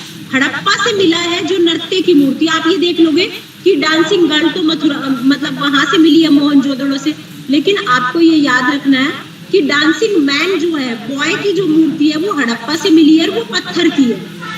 दूसरा क्या है, धातु की मूर्तियों की बात करोगे आप, तो जो इन्होंने मेटल की मूर्तियां बनाई उसमें इन्होंने कांसे की भी मूर्तियां बनाई, तांबे की भी मूर्तियां बनाई, और जो धातु की मेटल की मूर्तियां बनाई उनको लॉस्ट वैक्स टेक्निक से बनाया। लॉस्ट वैक्स टेक्निक्स में ये होता था कि एक सांचा बना लेते थे पहले, उसके अंदर उस मोम को पिघला के भर देते थे, तो फिर मतलब उस सांचे के ऊपर क्या था, मोम चढ़ा लेते थे और उसके नीचे से, और फिर उस मोम के ऊपर जब मेटल की मूर्ति बनाते थे तो गर्म करने से वो मोम नीचे से निकल जाता था। तो लॉस्ट वैक्स टेक्निक से ये ध्यान रखना कि हिंदी में तो बड़ा मुश्किल से शब्द है, मुदछिष्ट करके कुछ विधि है, लेकिन आप इसको याद रखोगे लॉस्ट वैक्स टेक्निक, मतलब मोम को पिघला के सांचे में डाल दिया, फिर सांचे को खोला तो मोम बाहर आ गया। अब मोम के ऊपर क्या है, मेटल की परत चढ़ाई, और जब वो मेटल सूख गया तो उसके अंदर से मोम को पिघला के निकाल लिया। अब इसमें सबसे जो क्वालिटी की मूर्ति है, सबसे बेस्ट, वो मोहनजोदड़ो से जो मूर्ति मिली है नर्तकी की मूर्ति, मतलब डांसिंग गर्ल जो है वो न्यूड है, उसने सिर्फ ज्वेलरी पहनी है और वो डांस कर रही है। मोहनजोदड़ो से कांसे का एक भैंसा भी मिला है, चौंदड़ो से बैलगाड़ी मिली है, इक्का गाड़ी मिली है, कांसे की मूर्तियां मिली है। आप एक ये देखोगे दैमाबाद से, जब हमने कल ताम्रपाषाण काल को पढ़ा था तो उसमें पढ़ा था कि दैमाबाद से कांसे की उपकरण मिले हैं और दैमाबाद से कांसे का रथ मिला है। तो धातु की मूर्ति आपकी लॉस्ट वेस्ट टेक्निक से बनती थी, और धातु की मूर्तियों में सबसे ज्यादा इंपॉर्टेंट है मोहनजोदड़ो से जो डांसिंग गर्ल की मूर्ति मिली है, कालीबंगा से जो तांबे की बैल की मूर्ति मिली है, लोथल से तांबे की मूर्ति मिली है, दैमाबाद से कांसे की मूर्ति मिली है। तो जो धातु की मूर्तियां हैं उसमें आपको 2 तरह की मूर्तियां मिलेंगी, एक कांसे की मूर्तियां, एक तांबे की मूर्तियां। और जो दैमाबाद से कांसे का रथ मिला है उसमें क्या है, 2 बैल हैं और उसको एक मानव चला रहा है। फिर आता है आपको मण मूर्तियां। मण मूर्तियां मतलब मिट्टी की मूर्तियां। अब देखो इनको भी एक टेक्निक से बनाया जाता था, इनकी टेक्निक का नाम है चिकोटी विधि। अगर आप समझ पाओ तो समझना, देखो जैसे गीली मिट्टी ली, गीली मिट्टी को ऐसे करके रख लिया और फिर उसको ऐसे चिकोटी कर करके नाक बना दिया, आंख बना दिया, हाथ बना दिया, मतलब अलग से ना जोड़ के उसी पे शेप बनाई, तो उसको बोला इन्होंने चिकोटी विधि। और मण मूर्तियों में पुरुषों के बजाय नारी मण मूर्तियों की संख्या ज्यादा है, और इसमें पुरुषों की, नारियों की, पशु पक्षियों की सबकी मूर्ति बनी है मिट्टी की। आप ये याद रखना, अगर ओवरऑल देखोगे तो पशु पक्षियों की मूर्तियां ज्यादा है, और पशु पक्षियों की मूर्तियां खोखली है, जबकि मानव की जो मण मूर्तियां है वो ठोस है। और अगर मानव मण मूर्तियों की बात करोगे तो पुरुषों के बजाय स्त्रियों की मण मूर्तियां ज्यादा है, और स्त्रियों में भी सबसे ज्यादा कुंवारी कन्याओं की मूर्तियां है, मतलब अनमैरिड गर्ल की मूर्तियां ज्यादा है।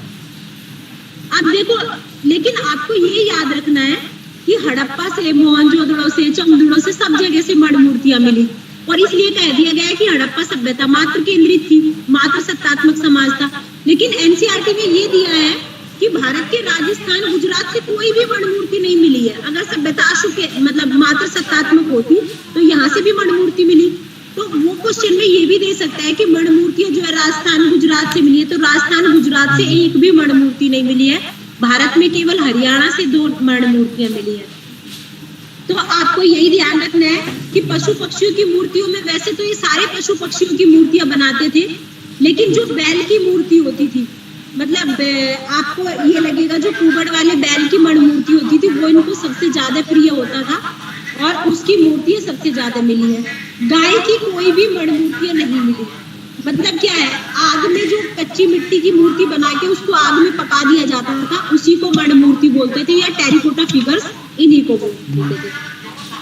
अब ये हो गई मूर्तियां। अगर मूर्तियों में किसी को कोई कंफ्यूजन हो, जैसे धातु की मिलेंगी, पत्थर की मिलेंगी और मिट्टी की मिलेंगी। अब मैं आगे चलती हूँ आपका मन के मतलब मोतियां, जिनसे इनके आभूषण बनते थे। तो आभूषण जो है, आभूषण में आप ये देखोगे चौंगड़ों से और आपका लोथल से मन के बनाने के कारखाने मिले हैं। मतलब क्या है, जो लाजबर्ग मणि है, चर्ट है, उनसे ये आभूषण बना रहे हैं, मतलब मोतियों के आभूषण पहन रहे हैं। दूसरा क्या है, मोहरे। देखो मोहरे इंपॉर्टेंट है सिंधु की जो मोहरे हैं, आपको याद रखना है, सेल खड़ी की बनी होती थी। और हालांकि तांबे की मोहरे भी बनी है, लेकिन ज्यादातर मोहरे सेल खड़ी की बनी होती थी। आकार की बात करें, चाकू और वर्गाकार, आयताकार सब तरह की है, लेकिन वर्गाकार मोहरे ज्यादा है। फिर सबसे ज्यादा मोहरे जो है मोहनजोदड़ो से मिली है, और उसमें भी मोहरे कौन सी ज्यादा है, तो वर्गाकार मोहरे ज्यादा है। मोहनजोदड़ो, कालीबंगा, लोथल से जो मोहरे मिली है उनपे लेख लिखे गए हैं, मतलब, और मोहरों पे पशु पक्षियों के चिन्ह भी बने हैं। लेकिन आपको ये ध्यान रखना है कि जो एक श्रृंगी पशु है, मतलब यूनिकॉर्न जो है, एक सींग वाला गैंडा है, उसकी मोहरे ज्यादा मिली है। और अगर क्वालिटी के हिसाब से देखो तो जो कुबड़ वाला सैंड है उसकी मोहरे सबसे अच्छी क्वालिटी की है, लेकिन सबसे ज्यादा मोहरे कौन सी है, तो यूनिकॉर्न की मोहरे सबसे ज्यादा है। एक सींग वाला बैल जो बना है उसकी आकृति सबसे ज्यादा है मोहरों पे, और सबसे अच्छी मोहरे कौन सी है, तो जो कुबड़ वाले सांड की मोहरे है। मोहनजोदड़ो से एक मोहर मिली है, वो मतलब विशेष है। इसमें क्या है, मोहर में जो मोहनजोदड़ो से मिली है, तो एक चाकोर मोर है, उसमें एक व्यक्ति पालती मारे पद्मासन मुद्रा में बैठा है, उसको बोला ये पशुपति नाथ है, शिव, क्योंकि उनके एक और क्या है, हाथी और बाघ है दाई ओर, और बाई ओर गैंडा और महिष है, तो भैंसा है, और चौकी के नीचे 2 हिरण है। तो आप ये देखो, 2 पशु इधर, 2 पशु इधर, 1 हिरण नीचे, 2 हिरण नीचे, तो टोटल कितने पशु हो गए, 6। और कितनी तरह के पशु हो गए, 5 तरह के पशु हो गए। एक हाथी, बाघ, गैंडा, महिष और हिरण, 5 तरह के पशु हो गए। और उसमें क्या है कि टोटल संख्या जो है 6। 1 सेकंड के लिए बस होल्ड करिए, 1 सेकंड।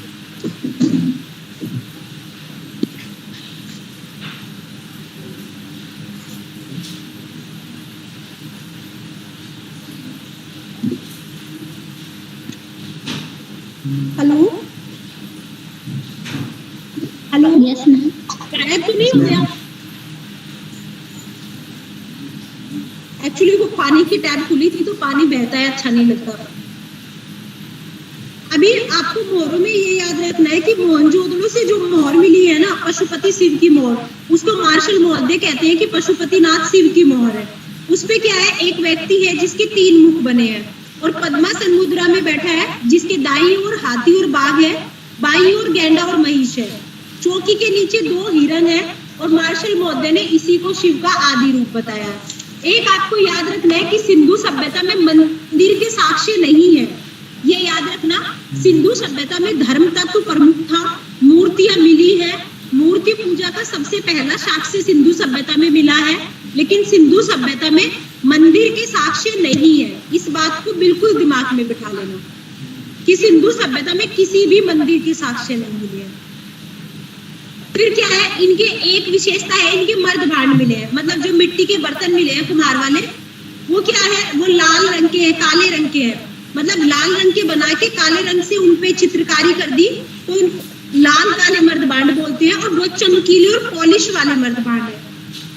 तो लोथल से एक मर्द भांड मिला है, एक मिट्टी का बर्तन मिला है, और उस मर्द भांड पे क्या है, एक पेड़ बना है, पेड़ के मुंह में एक, पेड़ पे जो है एक चिड़िया है, चिड़िया के मुंह में मछली है, और नीचे एक लोमड़ी दिखाई है, इसको ये कहा गया है ये पंचतंत्र की कथा को दर्शाता है, लेकिन वो पंचतंत्र की कथा हमने सुन ली तो उसको जोड़ दिया, लेकिन वो उस समय का क्या दृश्य उस समय का रहा होगा इसको नहीं कह सकते। अब आती है लिपि। तो जो सिंधु सभ्यता की लिपि है उसकी जानकारी विशेष रूप से मोहरों से मिलती है। मोहरों पे लेख लिखे गए हैं, मोहरों के अलावा मृत भांडों पे लेख लिखे गए हैं, पट्टिकाएं जो बनी है तांबे की उन पे लेख लिखे गए हैं। मतलब क्या है, और सिंधु सभ्यता की जो लिपि है इसको पढ़ने का बहुत प्रयास किया गया, लेकिन इसको अभी तक पढ़ा नहीं गया। और जितने भी साक्ष्य प्रकाश में आए उनमें सब में पिक्चर फॉर्म है, मतलब चित्रात्मक लिपि है। 400 से 500 तरह के चित्र सामने आ गए हैं, इसलिए कहते हैं सिंधु सभ्यता की लिपि चित्रात्मक है। और इसको पढ़ने जाने का एक कारण है मेन कि इसका क्या है कि द्विभाषीय लेख नहीं है, कोई मतलब बाइलिंगुअल लेख नहीं मिला, और प्रत्येक अक्षर किसी ध्वनि का अथवा वस्तु का चित्र है। सबसे ज्यादा जो चित्र है वो अंग्रेजी के युवाक्षर के हैं। लिपि में मछली, चिड़िया, मानव आकृति के भी चित्र है, जीवों के चित्र सबसे ज्यादा संख्या में है। और ये लिखी कैसे गई है, पहली पंक्ति दाईं ओर से शुरू करते हैं बाईं ओर, फिर बाईं ओर से दाईं ओर, फिर दाईं ओर से बाईं ओर, ऐसे लिखी गई है। इसको बोला गया बुर्दोफेनस मेथड। और ये क्या है, सैंधव लिपि मूल रूप से देसी थी, इसका पश्चिम एशिया की लिपि से कोई भी संबंध नहीं है। अब आता है सिंधु सभ्यता के विलक्षणता, मतलब सिंधु सभ्यता क्यों स्पेशल थी। तो आपको एक तो ये याद रखना है कि सिंधु सभ्यता के स्पेशल होने का सबसे महत्वपूर्ण फीचर है उनका नगर नियोजन, और नगर नियोजन में भी जल प्रबंधन, जो उनका ड्रेनेज सिस्टम है, वाटर सिस्टम, वो सबसे अच्छा है। और उसका सबसे अच्छा एग्जाम्पल है धोलावीरा। अगर आप कहें कि वर्तमान को क्या इनपुट प्राप्त करते हैं, तो आप नगरीकरण को ले सकते हो, स्वच्छता को ले सकते हो, गवर्नेंस को ले सकते हो, आप जल प्रबंधन को ले सकते हो, जो उन्होंने सार्वजनिक जीवन के लिए जो काम किया उसको ले सकते हो। फिर जो सिंधु सभ्यता का जो शासक वर्ग था उन्होंने सार्वजनिक भवनों के निर्माण पे ज्यादा खर्च किया, अपने लिए बड़े बड़े महल नहीं बनवाए। उसको भी आप ले सकते हो कि उस समय का जो शासक वर्ग था वो अपने लिए खर्च ना करके आम जनता के लिए खर्च करता था। अगर वो अपने लिए खर्च करता तो वो इतना एक मानक नगरीकरण कभी सिंधु सभ्यता को प्राप्त नहीं होता। फिर क्या था, युद्ध प्रिय लोग नहीं थे, व्यापक नहीं मिले, इतना कॉम्प्लेक्स सोसाइटी था, फिर भी बहुत प्रेम से सर्वधर्म संभाग की भावना से साथ में रहते थे। अब आता है कि सिंधु सभ्यता का पतन कैसे हुआ। देखो, इस सभ्यता का पतन, जिस तरह इसका जो उद्भव है वो एक प्रश्न चिन्ह बना हुआ है, ऐसे ही इसका पतन भी अपने आप में कॉम्प्लेक्स इशू है, क्योंकि इसकी लिपि नहीं पढ़ी गई तो हम इसके पतन के बारे में भी नहीं जान सकते। आपको प्रीलिम्स पॉइंट ऑफ व्यू से क्या याद रखना है, बस कुछ राइटर देखने हैं, कुछ हिस्टोरियन देखने हैं, किसने किसको कारण बताया उसको मैच मिला देना। जैसे मार्शल महोदय, अर्नेस्ट मैके और एसआर राव, मतलब तीन आप ये देखो, जॉन मार्शल, अर्नेस्ट मैके और एसआर राव, ये आपके नोट्स में भी दिया होगा। इन तीनों ने बाढ़ को उत्तरदायी बनाया कि बाढ़ का जो था उत्तरदायी था पतन के लिए। लेकिन मार्शल महोदय मोहनजोदड़ो पे रिसर्च करते हैं, मैके चौंदड़ो पे रिसर्च करते हैं, और एसआर राव लोथल पे रिसर्च करते हैं। मतलब एसआर राव ने पतन का कारण बताया कि लोथल में बाढ़ आई तो बाढ़ से लोथल का पतन हुआ। मैके ने कहा चौंदड़ो का पतन बाढ़ से हुआ, मार्शल ने कहा मोहनजोदड़ो का पतन बाढ़ से हुआ। अब मार्शल कहते हैं कि भैया 7 बार बाढ़ आई, नगर के नगरीकरण के 7 स्तर मिलते हैं। अब दूसरा कहते हैं परंतु इससे उन नगरों के पतन की क्या बात करें कि जहाँ जो नदी के किनारे पे नहीं थे या जहाँ बाढ़ ही नहीं आई उनका पतन कैसे हुआ, तो उनका ये कोई जवाब नहीं दे पाते। फिर ये कहते हैं कि अगर बाढ़ आई तो इन्होंने अपने आप को बचाने की कोशिश क्यों नहीं की, क्योंकि मोहनजोदड़ो तो सबसे डेवलप सिटी था, तो उन्होंने इतनी बेवकूफी क्यों की, जब एक बार बाढ़ आई, 2 बार बाढ़ आई, 3 बार बाढ़ आई, वो यहाँ से पलायन कर जाते, बार बार वहीं पे क्यों बना रहे थे। फिर आपने मार्शल देखा, मैके देखा और एसआर राव देखा। दूसरी तरफ आप देखना मार्टिमर व्हीलर, गार्डन चाइल्ड और पिगट मोटे, स्टुअर्ट पिगट। आपको इनके हिस्टोरियंस के नाम याद रखने हैं, क्योंकि अगर प्रीलिम्स में आएगा तो मिलाने को आएगा। इन्होंने कहा कि सिंधु सभ्यता के पतन का जो सबसे प्रमुख कारण है ना, वो आर्यों का आक्रमण है। मतलब बाहर से कोई आक्रमण हुआ इसलिए सिंधु सभ्यता का पतन हुआ। अब इन्होंने कहा कि मोहनजोदड़ो से नरकंकाल मिले हैं, 27 नरकंकालों का समूह मिला है। और चूंकि वैदिक आर्य भी कबीलाई समाज था, तो जरूर जो वैदिक आर्य लोग थे, और ऋग्वेद में तो इंद्र का उल्लेख भी मतलब दुर्ग संहारक के रूप में हुआ है, किलों का भंजक करने वाले के रूप में, कि हो सकता है कि कोई आक्रमण हुआ हो। परंतु यहाँ पे सवाल ये आता है कि सिंधु सभ्यता एक उन्नत नगरीय सभ्यता थी, अगर आक्रमण हुआ तो उन्होंने बचाव का प्रयास क्यों नहीं किया? जब उन्होंने अपने लिए दीवारें बनाई, वो बचाव का। और दूसरा ये है कि इस बात का कोई साक्ष्य ही नहीं है कि आर्यों का सिंधु वासियों से कोई संपर्क हुआ। टाइम का डिफरेंस बहुत ज्यादा है। और तीसरे ये है कि कुछ हिस्टोरियन कहते हैं कि हो सकता है कोई महामारी फैली हो, कोविड जैसी स्थिति आ गई हो, उसमें लोग मर गए हो इतने ज्यादा, कोई महामारी फैली हो। मतलब ये कहते हैं कि अगर आर्य सभ्यता नाश करने वाले होते तो वो आर्य बहुत जल्दी उसी क्षेत्र में मिलने लगते। ये कहते हैं अगर हम जीवाश्म भी देखें तो इस समय में मतलब 5000 बीसी से लेके और 800 बीसी तक कोई भी साक्ष्य ऐसा नहीं मिलता कि इसमें कोई भी प्रजातीय समुदाय बाहर से आया है।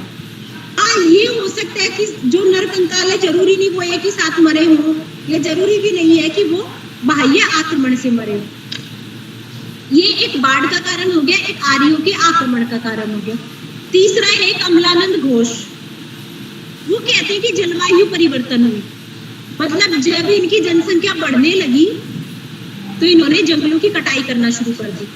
अब जंगलों की कटाई से क्या है, बारिश की मात्रा प्रभावित हुई, सूखा होने लगा और जलवायु में परिवर्तन हुआ और ये सभ्यता जो थी विनाश की ओर हो गई। जो इनका कृषि अधिशेष था वो इनका खाद्य संकट में बदल गया।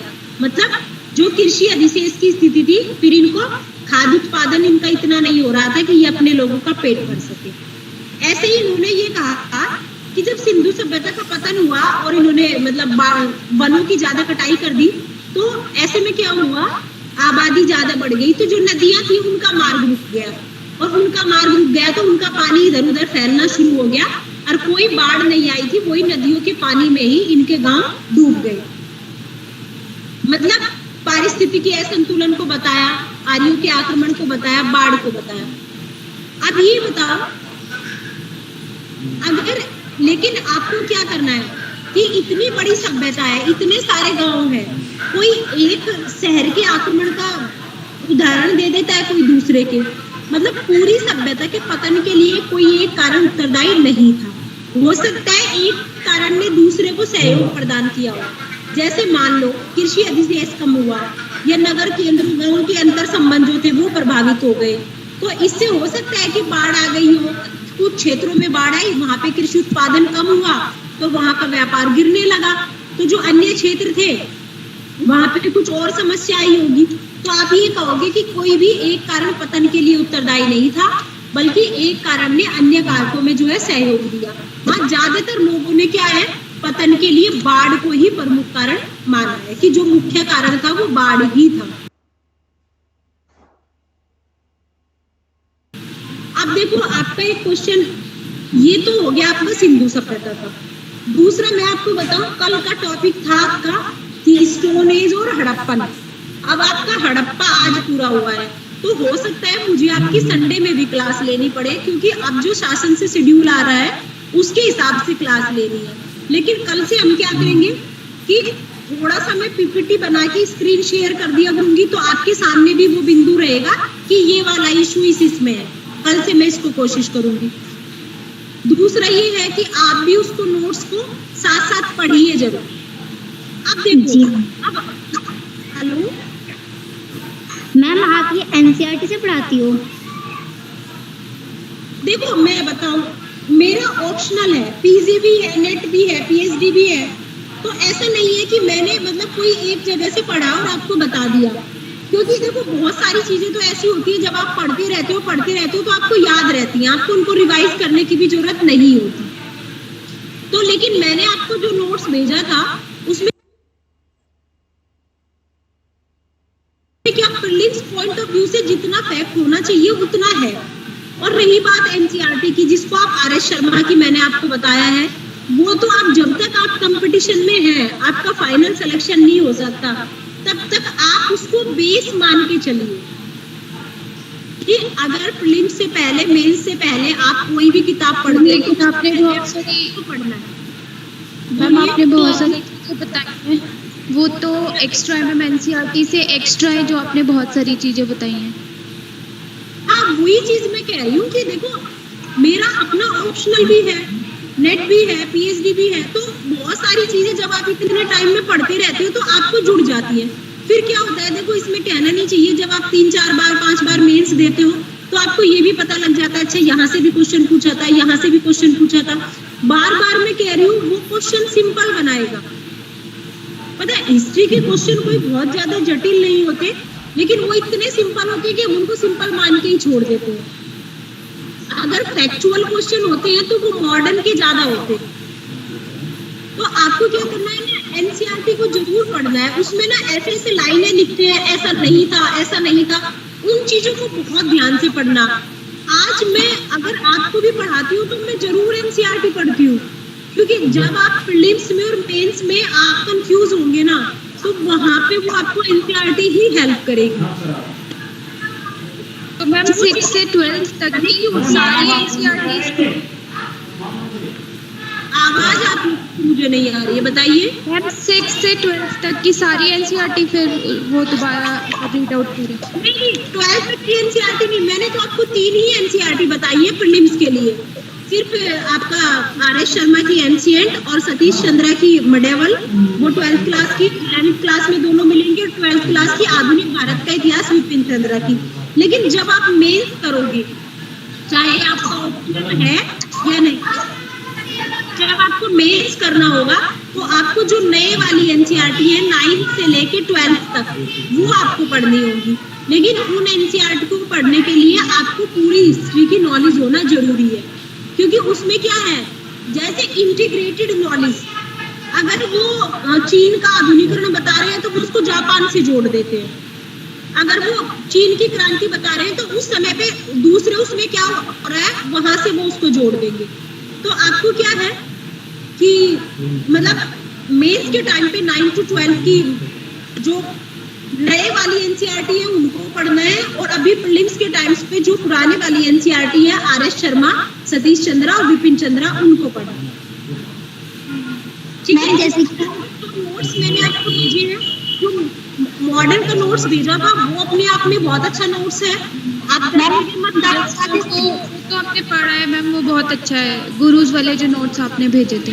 हाँ, जो मैंने आपको वो पीडीएफ भेजा था मेन मॉडल का, वो बहुत अच्छा नोट्स है। हम यूपीएससी की बात आप लिखोगे ना, मेंस का कोई भी जीएस का क्वेश्चन आपका उससे बाहर नहीं जाएगा। मैम यूपीएससी प्री के लिए वो लास्ट ईयर क्वेश्चंस के लिए कौन सी बुक सही रहेगी? कौन से क्वेश्चन के लिए, थोड़ा जोर से बोलो। UPSC pre last year questions. भाई लास्ट ईयर में तो देखो अरिहंत वालों की भी आती है, दृष्टि वालों की भी आती है, कोई सी भी ले लो, लास्ट ईयर के क्वेश्चन को कोई बदल थोड़ी देगा। लास्ट सब्जेक्ट वाइज सही रहेगी या ईयर वाइज? देखो मेरे हिसाब से ईयर वाइज लो, और दूसरी चीज आप उसमें ये लेना जिसमें एक्सप्लेनेशन दी हो। ठीक है मैम। कभी भी कोई भी 10 इयर्स लो तो उसमें एक्सप्लेनेशन लेना। और एक चीज मैं आपको बताऊं, वो ना दृष्टि वालों ने सीरीज निकाली थी, आप ऑनलाइन मंगा सकते हो, तो मतलब मैं किसी की पब्लिसिटी नहीं कर रही हूँ, जो बेनिफिशियल है वो बता रही हूँ। हाँ। दृष्टि वालों ने ना एनसीईआरटी की 10 ईयर मतलब सीरीज निकाली थी। जैसे आप एनसीईआरटी पढ़ते हो 11th क्लास की, तो 11th क्लास के क्वेश्चन, 12th क्लास की पढ़ते हो तो 12th की क्लास के क्वेश्चन, उन्होंने क्या क्वेश्चन बनाए हुए हैं एनसीईआरटी से, तो उनको आप सॉल्व करके देख सकते हो। मतलब बहुत अच्छे क्वेश्चन बनाए हैं। ज्योग्राफी के, हिस्ट्री के, पॉलिटी के, 3 सब्जेक्ट के तो आप फॉलो कर ही सकते हो कि उनके क्वेश्चन आप उठा के देखें। और ऐसे है जैसे आप किताब पढ़ेंगे तो किताब के साथ साथ चैप्टर वाइज क्वेश्चन। तुम घटना चक्र में दे रखे हैं, ठीक रहेगा क्या? देखो घटना चक्र में क्या है, घटना चक्र में आईएएस वाले क्वेश्चन बहुत कम दिए हैं, हाँ है ना। आईएएस वाले क्वेश्चन को वो इतना अच्छे से एक्सप्लेन नहीं करते। घटना चक्र पढ़ो, बहुत अच्छा है स्टेट पीसीएस के लिए। आपको क्वेश्चन की तो जितनी ज्यादा प्रैक्टिस हो उतना अच्छा है, और नए क्वेश्चन के बजाय अगर आप जो आए हुए क्वेश्चन है उन्हीं को रिवाइज करो तो बहुत अच्छा है। एक अरिहंत वालों का आता है 10 ईयर्स का, वो अच्छा निकालते हैं आईएएस के लिए, एक्सप्लेनेशन भी अच्छी होती है। Okay thank you. ठीक है मैम जो आपने आपने दृष्टि का बताया है वो मेंस के लिए बताया है क्या? कौन सा? दृष्टि का आपने जो बताया है। नहीं, उसमें तो प्रीलिम्स के क्वेश्चन है, ऑब्जेक्टिव क्वेश्चन है, हिस्ट्री, पॉलिटी, ज्योग्राफी। जैसे देखो पॉलिटी की आपको एनसीईआरटी पढ़ने की सलाह दी जाती है, ज्योग्राफी की दी जाती है, हिस्ट्री की दी जाती है, तो उसमें क्वेश्चन दिए हुए हैं नए एनसीईआरटी के भी और पुराने एनसीईआरटी के भी। जैसे मान लो आप सतीश चंद्र पढ़ेंगे या एंशिएंट हिस्ट्री पढ़ेंगे, तो एंशिएंट में आप आर.एस. शर्मा की अगर चैप्टर नंबर 1 पढ़ेंगे, चैप्टर नंबर 2 पढ़ेंगे, चैप्टर नंबर 3 पढ़ेंगे, तो उन्होंने अपने मन से यहाँ से क्या क्वेश्चन बन सकता है इस टॉपिक से, तो उन्होंने वो क्वेश्चन बनाए हुए हैं। तो उससे क्या है कि जब आप एनसीईआरटी पढ़ते हो तो आपके मन में ये रहता है अच्छा ये क्वेश्चन यहाँ से ऐसे भी बन सकता है, ये क्वेश्चन यहाँ से ऐसे, तो आप एनसीईआरटी को थोड़ा ध्यान से पढ़ते हो। हम लोग बहुत लाइटली लेते हैं, लेकिन जितनी इंफॉर्मेशन अच्छे से क्लियरली एनसीईआरटी में दी गई होती है कहीं नहीं दी गई होती। जो गाइड बुक होती है, जो रेफरेंस बुक होती है, उसमें एक ही बात को 4 तरीके से लिख दिया जाता है, बस और कुछ नहीं होता। ओके मैम, ओके, ठीक है। और अपने ऑप्शनल सब्जेक्ट के अलावा किसी भी सब्जेक्ट पे बहुत ज्यादा डीप जाने की आपको जरूरत नहीं है कि मैडम ने एक लाइन बता दी तो ये कहाँ से बता दी, मैं इसको ही रिसर्च करूं। भाई मैडम को आपके लिए बेनिफिशियल लगी मुझे तो मैंने आपको बता दिया। अब आपको वो जानकारी मुझसे मिल गई तो उसमें क्यों 10 घंटे लगाने। और जितना प्रीलिम्स का पेपर होना चाहिए उसके हिसाब से मैंने आपको नोट्स भेजा, एंशिएंट का, मिडिवल का, मॉडर्न का, मिडिवल का भी भेज दूंगी। दूसरा क्या है, जैसे आज मैंने आपको साइट्स डिस्कस नहीं की सिंधु सभ्यता में, क्योंकि टाइम हमारे पास कम है तो हमने साइट डिस्कस नहीं की। तो साइट्स में डिस्कस करने वाली कोई बात नहीं है। आप लोग यहाँ पे एग्जाम पास करके आए हैं, सब लोग तैयारी कर भी रहे हैं, सब लोगों का एक IQ भी है, तो उसमें तो सिर्फ सिंपल सी टेबल फॉर्म है कि भाई जो मोहनजोदड़ो है उसकी खोज किस नदी के किनारे है, किसने खोज की, वहां से क्या क्या मिला। अब बताओ इसमें मैडम क्या बताएगी, टाइम ही तो खराब होगा आपका। तो उसका मैंने वीडियो बनाया था, वो मैं आपको भेज दूंगी, उसमें से आप याद कर लेना। लेकिन जो बताने वाली बात की कंसेप्ट की वो मैंने आपको बता दिया, ठीक है। अभी देखिए जैसे हम वैदिक सभ्यता को करना है हमें, तो एक तो सब लोग थोड़ा सा दिमाग में ये लेके चलना, अपना सब बैलेंस बना के चलना कि देखो बेनिफिट ज्यादा बताने में मैडम से ज्यादा आप लोगों का है, ठीक है। कि आप उस चीज को एक बार नोटिस करोगे, जो चीज समझ में नहीं आए आप दोबारा पूछ लो। कल से मैं कोशिश ये करूंगी कि जो किताब में आपकी PDF दी हुई है उसको भी टेबल में बना के स्क्रीन पे शेयर करूँ कि आपको भी आसानी रहे, मुझे भी आसानी रहे। और एक चीज आप क्वेश्चन डिस्कस करेंगे, देखो क्वेश्चन में क्या किया करूंगी, सर टेस्ट लेंगे क्या होगा उसका मुझे नहीं पता, लेकिन मैं क्या किया करूंगी कि सब लोग अगर किताबें नहीं मंगा पाते, जैसे अभी हमने स्टोन एज किया, सिंधु सभ्यता किया, और आपका ये एक आपका जो ये कहते हैं वैदिक हम कर लेंगे और मौर्य कर लेंगे, तो संडे में मैं आपको एक PDF फाइल बना के क्वेश्चन की भेज दूंगी, उसी किताब में से PDF फाइल बना के मैं आपको भेज दूंगी। तो आप ये देखना कि हमारे क्वेश्चन कितने सही हो पा रहे हैं, ठीक है जी मैम। क्वेश्चन देखना, ठीक है। क्वेश्चन देखो 1 घंटे में या तो चीजें गाइड की जाती है या फिर पढ़ाया जाता है। अब वो चीजें भी जरूरी है कि उन्होंने सिलेबस डिफाइन करके दे दिया कि आप ही सोचो कि आधे दिन में, 1 दिन में सिंधु सभ्यता, हड़प्पन सभ्यता और स्टोन एज कराना बहुत मुश्किल होता है। तो उसमें ये रहता है कि जो चीज स्टूडेंट्स को, जो बात आसानी से नहीं मिल सकती उसको आप बता दीजिए, जो उनको आसानी से किसी भी किताब में मिल जाएगी वो तो कहीं से भी कर लेंगे। अब उसमें आप ये क्वेश्चन करो मैडम ने तो ये नहीं बताया, मैडम ने तो ये नहीं बताया, तो सारा मैडम कैसे बता पाएगी आधे घंटे में। Yes ma'am. अब देखो जैसे जो याद करने वाली चीजें हैं वो मैं आपको बताऊंगी। जैसे आप वैदिक सभ्यता को पढ़ेंगे तो वैदिक सभ्यता को पहली तो बात आप थोड़ी सी अंतर करना सिंधु सभ्यता में और वैदिक सभ्यता में कि भाई सिंधु में और वैदिक में क्या अंतर है, तो आप मतलब उनको डिस्क्रिमिनेट कर पाओगे कि भाई नहीं ऐसा सिंधु में होता था, ऐसा वैदिक में होता था। दूसरा क्या है, वैदिक काल को भी इन्होंने 2 भागों में बांटा, पूर्व वैदिक और उत्तर वैदिक। अब इन्होंने कहा कि देखो सिंधु सभ्यता को इन्होंने आधे ऐतिहासिक काल में लिया। एक चीज मैं और बताऊं कि आप लोगों को कंफर्टेबल लगेगा तो 2 बार में, नहीं तो संडे में हम 2 घंटे की क्लास में रखेंगे, उसमें जितना हम लोग लेट हो रहे हैं उसको हम कवर कर लेंगे, ठीक है। संडे में आपकी ज्यादा क्लासें नहीं होंगी, तो एक हम हिस्ट्री की 2 घंटे की क्लास रख के उसमें जितना, जैसे हम लेट हो जा रहे हैं, भाई आज हमें वैदिक पूरा कर लेना चाहिए था, लेकिन आज हम वैदिक शुरू कर रहे हैं तो पूर्व वैदिक ही कर पाएंगे। तो फिर हम क्या करेंगे कि संडे में क्लास रखेंगे, उसमें जितना बचा हुआ सिलेबस हमारा लेट हो गया उसको हम पूरा करेंगे, तो सब लोग स्टूडेंट्स उसमें, ठीक है? Yes ma'am. अभी सुनो, इसको आधा घंटा इसको कर लेते हैं। वैदिक सभ्यता जो थी, इन्होंने सैंधव सभ्यता को तो आधे ऐतिहासिक काल में रखा कि भाई सैंधव सभ्यता के लिखित साक्ष्य तो है, लेकिन उसको हम पढ़ नहीं पाए। दूसरी तरफ इन्होंने क्या है, वैदिक को वैदिक में कहा, उसके लिखित साक्ष्य भी है, उनको हमने पढ़ा भी है। क्योंकि वैदिक सभ्यता की जानकारी के लिए क्या है, वैदिक साहित्य है। वैदिक साहित्य में वेद भी है, वेदांग भी है, उपनिषद भी है, आरण्यक भी है, ये सब चीजें हैं। वैदिक साहित्य भी अपने आप में एक इम्पोर्टेंट टॉपिक है जिसमें पूरा 1 दिन लग जाता है। तो इन्होंने फिर क्या किया, इन्होंने कहा कि सैंधव सभ्यता के जो अवशेष हैं वो लगभग 1500 BC तक रहे, मतलब 1500 ईसा पूर्व तक रहे। और जो वैदिक काल को इन्होंने 2 भागों में बांटा, एक पूर्व वैदिक, एक उत्तर वैदिक। इन्होंने कहा जो उत्तर वैदिक काल है उसमें हमें लोहे की जानकारी मिलती है, लोहे का प्रयोग होने लगा था। और जो पूर्व वैदिक काल है, जो ऋग्वेद है, पूर्व वैदिक काल की हमें ऋग्वेद से जानकारी मिलती है, ऋग्वेद में लोहे का कहीं ज्ञान नहीं है।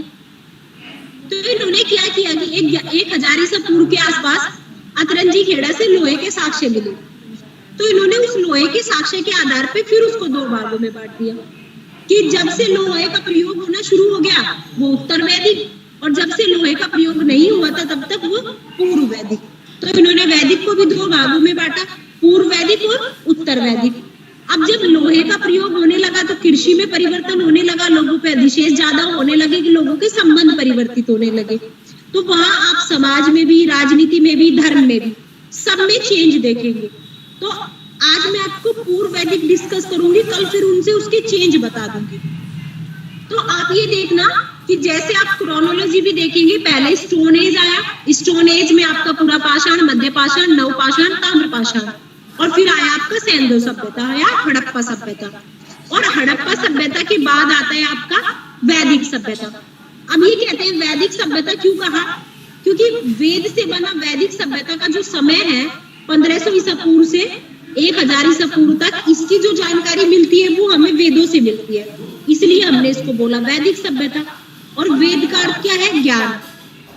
अब ये कहते हैं इस संस्कृति के, इस सभ्यता के जो लोग थे वो आर्य थे, इसलिए हमने इसको आर्य सभ्यता भी कहा।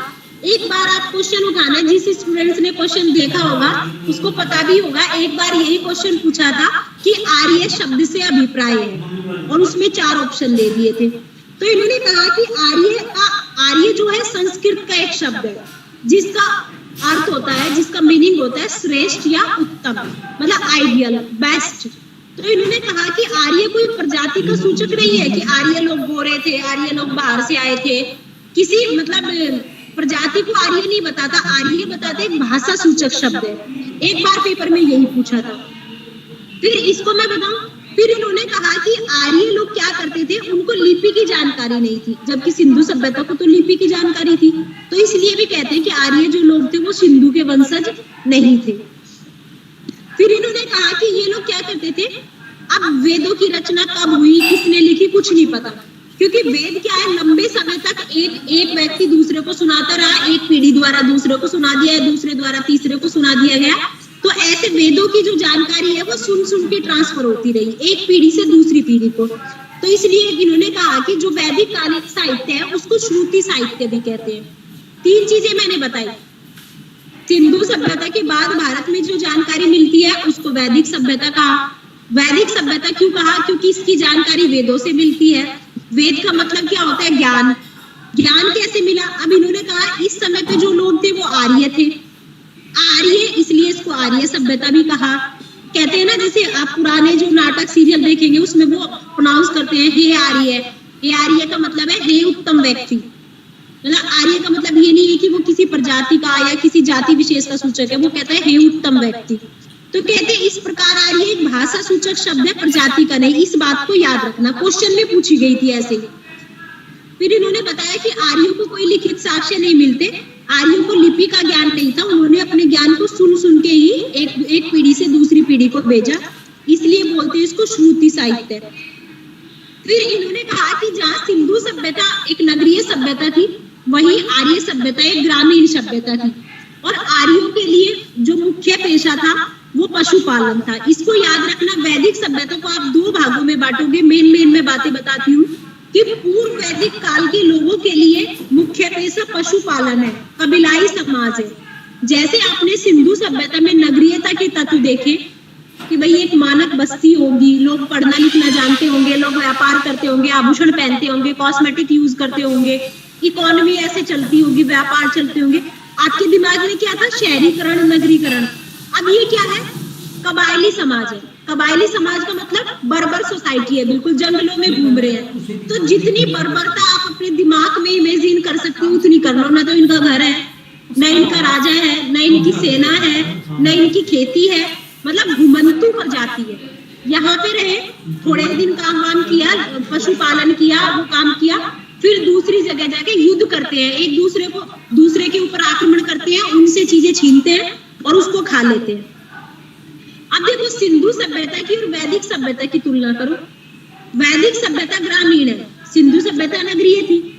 दूसरे क्या था? वैदिक लोग जो है वो सोना, चांदी, तांबा, लोहे से परिचित है, लेकिन आपको याद रखना है सिंधु सभ्यता के लोग पत्थर, तांबा, सोना, चांदी, कांसा, इन सब से तो परिचित है, लेकिन लोहे का ज्ञान उनको नहीं है। फिर वैदिक आर्य क्या है? बहुदेववाद के समर्थक है और मूर्ति पूजा के विरोधी है। आर्य लोग मूर्ति पूजा का विरोध करते हैं, मूर्ति पूजा के साक्षी ही नहीं है। उधर सिंधु सभ्यता में क्या है? मूर्ति पूजा का समर्थन किया, और तो और सबसे पहले मूर्ति पूजा के साक्ष्य सिंधु सभ्यता में ही मिलते हैं। मैम ऑफ कर दें? सर अभी 5 मिनट और। ठीक है, ठीक है। तो दूसरा देखो, आर्य लोग भी पशुपालक हैं और सिंधु भी पशुपालन कर रहे हैं। देखो सिंधु सभ्यता के जो लोग हैं उनका मुख्य व्यवसाय कृषि और व्यापार है, लेकिन पशुपालन तो वो भी करते हैं। और यहाँ पे क्या है? इनका तो मुख्य व्यवसाय ही पशुपालन है, तो इनका जो पालतू पशु है, घोड़ा भी है, गाय भी है, जबकि हाथी की इनको जानकारी नहीं है। उधर क्या है? हाथी की जानकारी है, उनको घोड़े की जानकारी नहीं है। फिर क्या है? जो आर्य लोग हैं, आर्यों का मुख्य देवता है इंद्र, और इंद्र की पहचान किसके रूप में की गई? एक युद्ध का देवता है, एक विनाश का देवता है। और ये सिंधु सभ्यता के लोग तो शांत प्रिय लोग हैं, उनके पास तो हथियार भी नहीं मिले। फिर अगर वैदिक सभ्यता की बात करोगे तो इनकी जो लेखन प्रणाली है या शिक्षा प्रणाली है वो मौखिक है, उनको लिपि नहीं, जानकारी नहीं मिलती। उधर आप चलोगे तो उनकी लिखित है, लेकिन वो लिखित कौन सी देवनागरी लिपि है उसकी जानकारी हम लोगों को नहीं है। फिर क्या है? समाज में भी देखेंगे, जो वैदिक समाज है उसमें पुरुष तत्व की प्रधानता है, पुरुष देवता ज्यादा है। जबकि जो सिंधु घाटी सभ्यता जो है, हड़प्पा सभ्यता है, अगर उसके समाज की बात करें तो वहां महिला की प्रधानता है और महिलाओं की मूर्तियां ज्यादा है। अब जैसे सिंधु सभ्यता के निवास स्थान को लेकर विवाद था, ऐसे ही आर्यों के निवास स्थान को लेकर विवाद है कि जब सिंधु सभ्यता का पतन हो गया तो ये आर्य लोग आए कहां से? तो जैसे आपने सिंधु सभ्यता के कुछ लोगों को देखा था कि भैया इन्होंने मध्य एशिया से बता दिया, इन्होंने यहाँ से बता दिया, आपको आर्यों में भी 2-3 लोगों को याद रखना है। जैसे ऋग्वेद में क्या है? सप्त सैंधव प्रदेश। सप्त सैंधव प्रदेश का मतलब है सिंधु और उसकी 7 नदियों का प्रदेश, मतलब 7 नदियों का प्रदेश, मतलब सप्त सैंधव प्रदेश को देव योनिकृत प्रदेश कहा। तो इसलिए कुछ लोगों ने, जैसे डॉक्टर संपूर्णानंद, अविनाश दास, इन्होंने कह दिया कि आर्य जो थे सप्त सैंधव प्रदेश के ही निवासी थे, क्योंकि आर्यों की जानकारी किससे मिलती है? ऋग्वेद से। और ऋग्वेद में अपना निवासी स्थान किसको बताया? सप्त सैंधव प्रदेश को। दूसरी तरफ जो स्वामी दयानंद सरस्वती थे, जिन्होंने नारा दिया था वेदों की ओर लौटो, ये सब, तो उन्होंने क्या किया? उन्होंने कहा, अपनी पुस्तक लिखी उन्होंने सत्यार्थ प्रकाश, और उसमें कहा कि ये जो आर्य थे वो तिब्बत की तरफ से आए थे, उत्तर में तिब्बत की तरफ से आए थे, ये तिब्बत के निवासी थे। इसी तरह बाल गंगाधर तिलक, 3-4 लोगों को याद रख लेना, आपके नोट्स में भी दिया होगा। बाल गंगाधर तिलक है, उन्होंने अपनी पुस्तक लिखी the Arctic home of Aryans. वो कहते हैं कि आर्यों का मूल निवास स्थान उत्तरी ध्रुव था, क्योंकि ऋग्वेद में 6 महीने के दिन और 6 महीने के रात की चर्चा मिली है, वो तो ध्रुवों पे ही होता है। ऐसे ही एक हर्बर्ट पेन का मौजूद है, उन्होंने कहा कि जर्मनी के लोग ऐसे हैं जैसे आर्य थे। तो इस तरह अलग अलग लोगों ने अलग अलग तरह से बताया। आपको याद रखना है कि मैक्स मूलर एक थे, जर्मन विद्वान थे मैक्स मूलर। उन्होंने कहा कि मध्य एशिया में जो जगह है बैक्ट्रिया, वो आर्यों का मूल निवास स्थान है। अब इन्होंने बताया क्यों। इन्होंने कहा कि देखो, जो मध्य एशियाई ग्रंथ है, ईरानी ग्रंथ है, जिंद अवेस्ता और ऋग्वेद है, उसमें बहुत सारे शब्द ऐसे हैं कि जो एक ही चीज को बताते हैं। जैसे ये इनके भी प्रमुख देवता इंद्र थे, उनके भी देवता इंद्र थे। इन्होंने वायु लिखा, उन्होंने वायु लिखा। इन्होंने मित्र लिखा, उन्होंने मित्र लिखा। मतलब इन्होंने जिंद अवेस्ता और ऋग्वेद के आधार पे कहा कि आर्यों का मूल निवास स्थान जो था, देखो मध्य एशिया था। मध्य एशिया से ईरान, अफगानिस्तान होते हुए वो लोग भारत में आए। फिर दूसरा क्या था, यहाँ के साक्ष्य भी मिल गए। बहुत सारे विद्वान जो थे इस बात से सहमत हो गए मैक्स मूलर के उससे कि आर्यों का जो मूल निवास स्थान था वो मध्य एशिया में बैक्ट्रिया या आल्प्स पर्वत था। अब उन्होंने कहा, कुछ विद्वान कहते हैं कि आर्य 1500 बीसी के कुछ पहले भारत में आए होंगे, लेकिन 5000 बीसी से लेके 800 बीसी के आसपास तक भारत में किसी आगमन की सूचना नहीं मिलती। लेकिन पश्चिमी एशिया में आर्य संस्कृति के कुछ प्रमाण मिले हैं, जैसे इराक में, ईरान में, सीरिया में, वहां पे कुछ अभिलेख मिले हैं जिसमें आर्यों के देवी देवताओं की, आर्यों के जो काम में आने वाली वस्तुएं थी उनका उल्लेख मिला है। ऐसा ही एक अभिलेख है जिसको आपको याद रखना है। जैसे आपने सिंधु सभ्यता के समय पे एक अभिलेख याद किया था, सारगोन का अभिलेख, उसी तरह इस समय आपको याद रखना है बोगस गोई का अभिलेख। देखो तुर्की में एक जगह पड़ेगी बोगस गोई। बोगस गोई में क्या था, 1400 बीसी का है ये अभिलेख। इसमें 2 कबीले थे, खत्ती और मितन्नी। इनका भी नाम याद रखना, इस अभिलेख को ध्यान से पढ़ना। उन्होंने कहा जब उनके बीच संधि होने लगी, युद्ध समाप्त हुआ, संधि होने लगी, तो उन्होंने कुछ देवताओं को साक्षी के रूप में बनाया, जिसमें इंद्र, मित्र, वरुण, नास्त्य इनको प्रमुख लिया। लेकिन याद रहे इसमें अग्नि का नाम नहीं है। एक बार इसी अभिलेख से क्वेश्चन पूछा था। और इसमें जो नास्त्य है इसकी पहचान अश्विन देवता से की गई। मतलब इससे कह सकते हैं कि ये लोग आर्य जो थे ईरान से होकर भारत में आए। हालांकि भारत में इस तरह का अभी कोई भी अभिलेख नहीं है, लेकिन ईरान में, अफगानिस्तान में आर्यों के कुछ हथियार मिले हैं, जिसको कह देते हैं कि भाई ये लोग जो है मतलब युद्ध प्रिय भी थे और ये लोग मध्य एशिया से ईरान, अफगानिस्तान होते हुए भारत आए। अब आता है आर्यों का भौगोलिक क्षेत्र। 2 भागों में आपने इसको बांट लिया, पूर्व वैदिक, उत्तर वैदिक। तो अगर पूर्व वैदिक की बात करें तो आर्यों को जो इतिहास की जानकारी मिलती है वो ऋग्वेद से मिलती है। अब ऋग्वेद में क्या जानकारी मिली? ऋग्वेद में जो जानकारी मिली, उन्होंने कहा कि अफगानिस्तान, पंजाब और पश्चिमी उत्तर प्रदेश, इतना एरिया आर्यों के बीच में था। कैसे इन्होंने कहा? क्योंकि ऋग्वेद में अफगानिस्तान की 4 नदियों का उल्लेख है, तो मतलब अफगानिस्तान भी उनके एरिया में था। दूसरा क्या था, जो पंजाब में सप्त सैंधव नदियां हैं उनका उल्लेख है, तो मतलब पंजाब का एरिया भी मतलब मूल निवासी स्थान इनका पंजाब था। फिर दूसरा क्या है, पश्चिमी उत्तर प्रदेश में गंगा, यमुना की भी चर्चा मिलती है, तो मतलब क्या है, ये वाला एरिया भी आर्यों के निवास स्थान में था। तो उन्होंने कहा जो सप्त सैंधव प्रदेश का उल्लेख मिलता है वो सही है, उसमें ये अफगानिस्तान का, पंजाब का, पश्चिमी उत्तर प्रदेश का एरिया है। और इसमें ऋग्वेद में कहा गया है कि आर्यों की सबसे महत्वपूर्ण नदी सिंधु थी। सिंधु का उल्लेख उन्होंने बार बार किया। तो मतलब क्या है, उनका जो मेन एरिया था वो सिंधु का था, पंजाब का एरिया उनका प्रमुख था।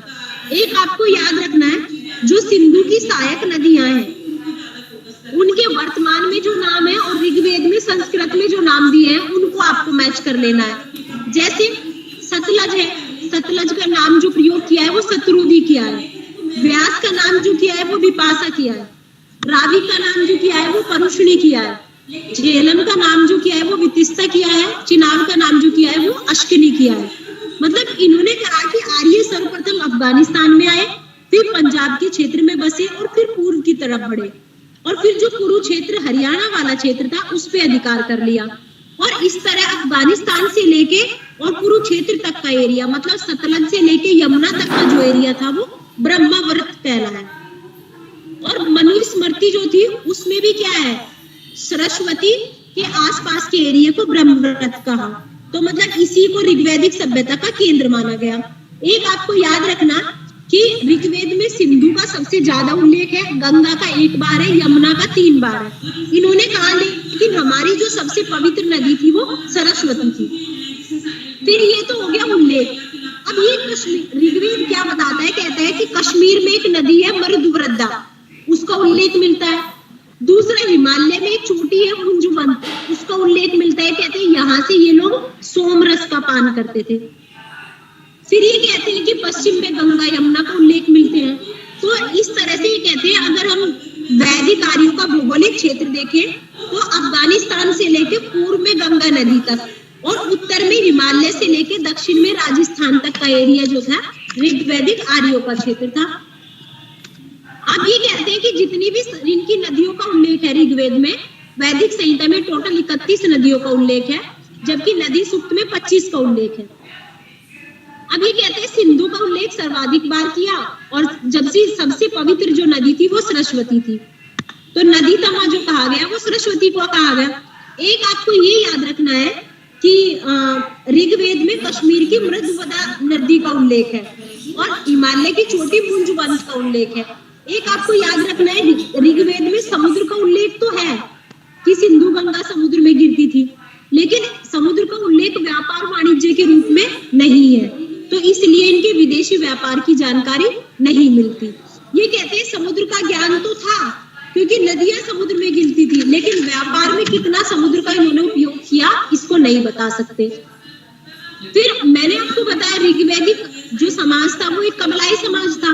कबीलाई के लोग क्यों थे, युद्धक लोग थे, मारपीट करते थे और मतलब तो ऐसे में क्या था, अपने का एक नेता चुन लेते थे और जिसको ये लोग कहते थे जन, मतलब कबीला था और कबीले का जो हेड होता था उसको जन कहते थे, कबीले को जन कहते थे और जन का जो प्रधान होता था उसको राजन कहते थे और राजा को कभी कभी इन्होंने बोला जनस्य गोपा, मतलब जनता की जो पेट भरे उसको जनस्य गोपा बोला। इन्होंने कहा कि इस तरह से देखें तो सबसे छोटी जो इकाई थी वो कुल थी, कुल मतलब परिवार, जिसके प्रमुख को कहते थे कुलपति या कुलु। फिर कुल से बढ़ के ग्राम बना, ग्रामणी बना, फिर विश्व बना, फिर विश्वपति बना, फिर जन बना। तो ये कहते हैं कि हालांकि ऋग्वेद में जनपद का उल्लेख नहीं है, इसको याद रखना, जनपद जो है उत्तर वैदिक काल में जाके मिलेगा। अब ये कहते हैं राजा का चुनाव कैसे होता था, कैसे राजा बनता था, इसका तो नहीं पता, लेकिन राजा बहुत शक्तिशाली नहीं होता था। राजा आसपास के लोगों से सलाह लेके काम करता था। राजा कोई साम्राज्य का स्वामी नहीं होता था, बल्कि राजा कबीले का संरक्षक होता था। राजा का प्रमुख काम ही कबीले की रक्षा करना होता था।